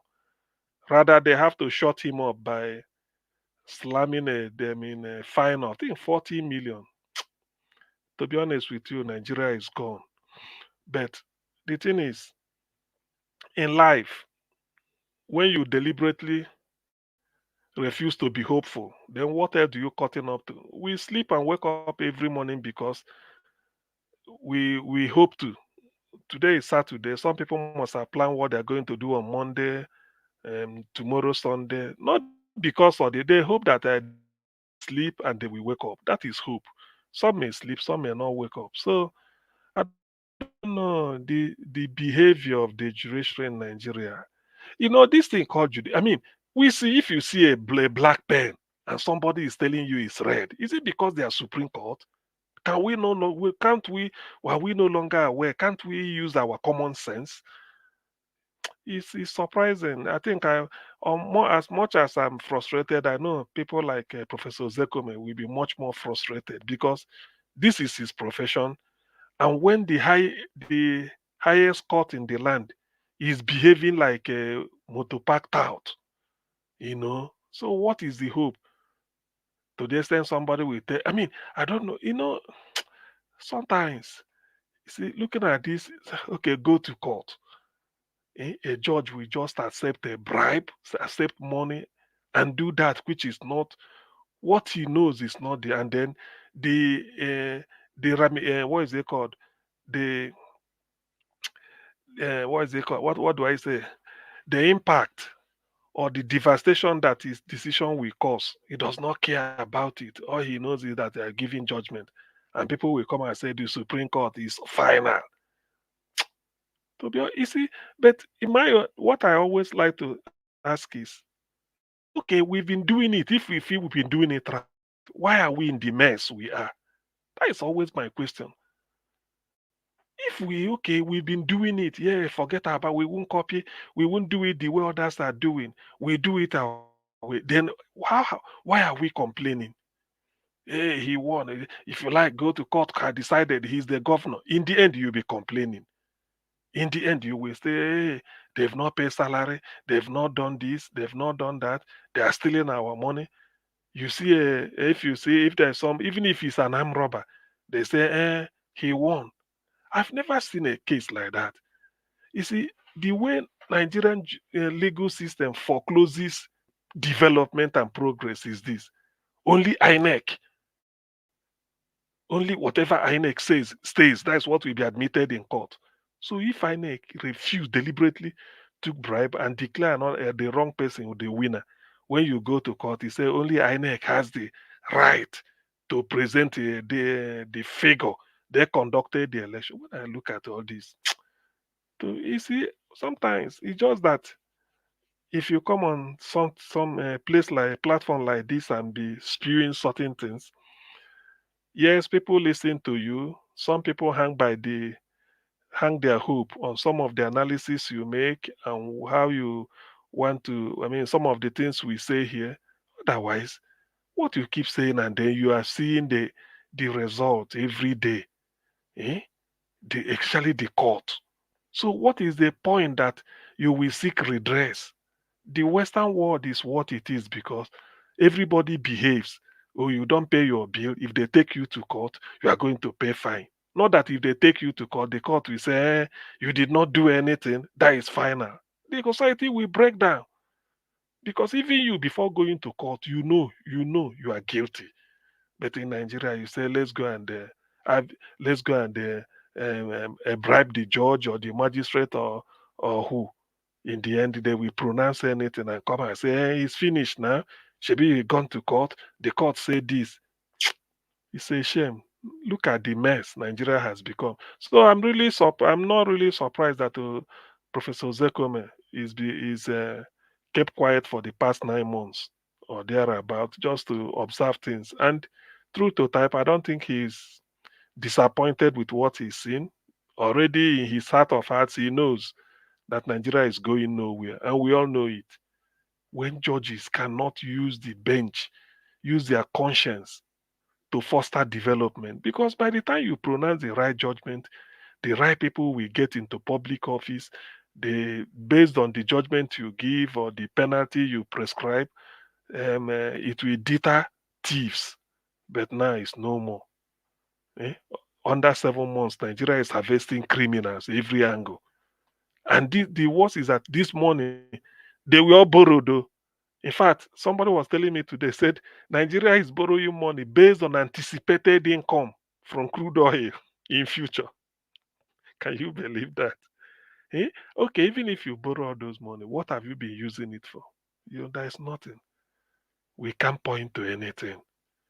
We cannot point to anything. You see, I don't know. In fact, that Nigeria is still the way it is today. Everybody are waking up. I don't know. That might be a miracle. I don't know. But it's a shame, really. I know Zekome is frustrated. I wish I listened to the interview, but I can You easily. can listen to it later on. Then tomorrow you can elaborate on it again. Probably, yes. Because I know I'm a great fan of his. I like the way he presents facts because he does research now. He will always tell you different countries round up and then say exactly. In fact, I find people disagreeing with him. It's rare. He's so intellectually sound that when he's talking, it's like a textbook. He says everything. In fact, like giving a lecture, not that you may even think that he doesn't, even if he defends Labour Party today or defends PDP, when he's saying something, you just listen and learn from him when he's saying. But it's people like this now, before you know it, whatever he says, in as much as you can buy judgment, things are really it's up to here the way they say. So I doubt. I Thank you. just have sympathy for him anyway. I will I will Thank you, try and Augustine. listen to. Is there any other? I don't think there's any other topic today. Properly. No, that's the major thing we talk about today. Also talking about if Tinubu really want to fight corruption. The interior minister needs to be invited. That needs to be suspended. I mean, see, what I want. Wait. What is where is Alpha Beta? Let's forget about interior exterior minister. Let's forget. Let's start with Alpha Beta. Is that not this the poster child of corruption? Eh? Is that not? So it's forget that nobody fight corruption. That is not what we are even saying. So you see, it's a shame. But to be honest with you, I'm really surprised that Nigerians are expecting something positive from Tinubu. He has no plan. He has no plan. He has no plan. There is none. Maybe submit supplementary budget, submit budget, and then submit another one for borrowing. By February now, you will hear that they submitted again to the to the Senate House to approve borrowing. How can you fight corruption? What is called? How can you fight? How can Tinubu? You can't fight corruption with a tainted hand. You can't. If it were Peter Obinan that is in charge, I mean, without doubt, I can easily tell this type of thing can't happen now. Even the budget, you will look at it and say, no, this humanitarian something, you want to give it to, or even if you want to do it, you say humanitarian to who? To this. He will call the people direct. He doesn't, if it's 774 local government, he said, come, every local government chairman. Direct, he said, give it to them so that the people will hold them responsible. That is a man that want to, it's not, you don't need a super minister to be distribute to who? Distribute to who? I remember in Anambra State when Peter Obi want to get a UNESCO funding for primary schools. They called him, said they are giving. Peter said, I will take it on one condition. From Abuja to the headmaster of this primary school. If not, I'm not signing. He said, Commissioner for Education, no, a zonal education. He said, from that UNESCO, direct to the headmaster of the primary school. So if you can't do it that way, I won't sign. So I don't want all these checkpoints. Toll gate here, toll gate. You come, you move it down to Anambra State Ministry of Education. From there, you move to zonal education. Oh, they said no. He said to the headmaster of the primary school, if you can't do it that way, you leave. And they agreed. They now line them up. So yeah, bring it, collect it from your own. So that is a man that doesn't like all these things. So I don't see how can fight corruption in Tinubu. No, this it will even be worse. I think during Buhari's time, Buhari gave up to maybe 1 year before we started hearing Abdul Rashid Maina, the one that Nigeria is a funny country, the one that the one that embezzled the what is it called pension pension fund. anyway, Yes, that's game. Let's round up. Alhaji Abdul Rashid Maina pension fund. Yes. It's really a laughing story. Anyway, when Niger watch, hopefully, let's round off.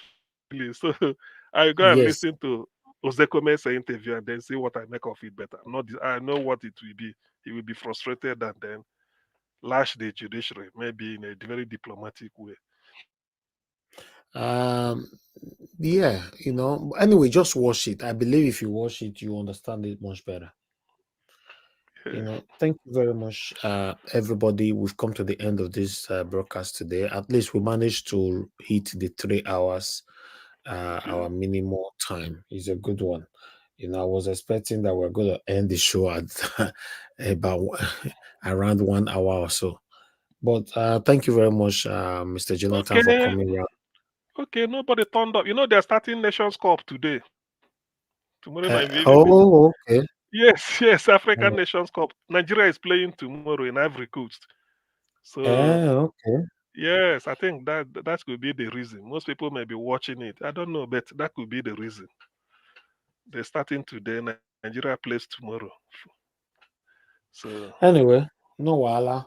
Thank you very much, Augustine. Thank you very much, Mr. Jonathan, moderator. Thanks for coming around. I appreciate you all that came around today. May God bless you all. And I would like to appreciate Mr. Ben for calling in as well. Thank you. And my people right down in the comment section, mother of all mommy diaspora. Thank you very much, mommy. I appreciate you always. Thank you very much, Mr. Chris. I can see you right there. NG Okoro. Thank you very much. I appreciate every one of you, my wonderful people. I beg make una help us press on the like button and help us to share as well. And as we are rounding up right now, thank you. I'll be joining you guys tomorrow by 6 p.m. Fingers crossed, by God's grace. Have a good night, my people. Now God bless you now. Take care, and I'll see you guys later. Bye for now.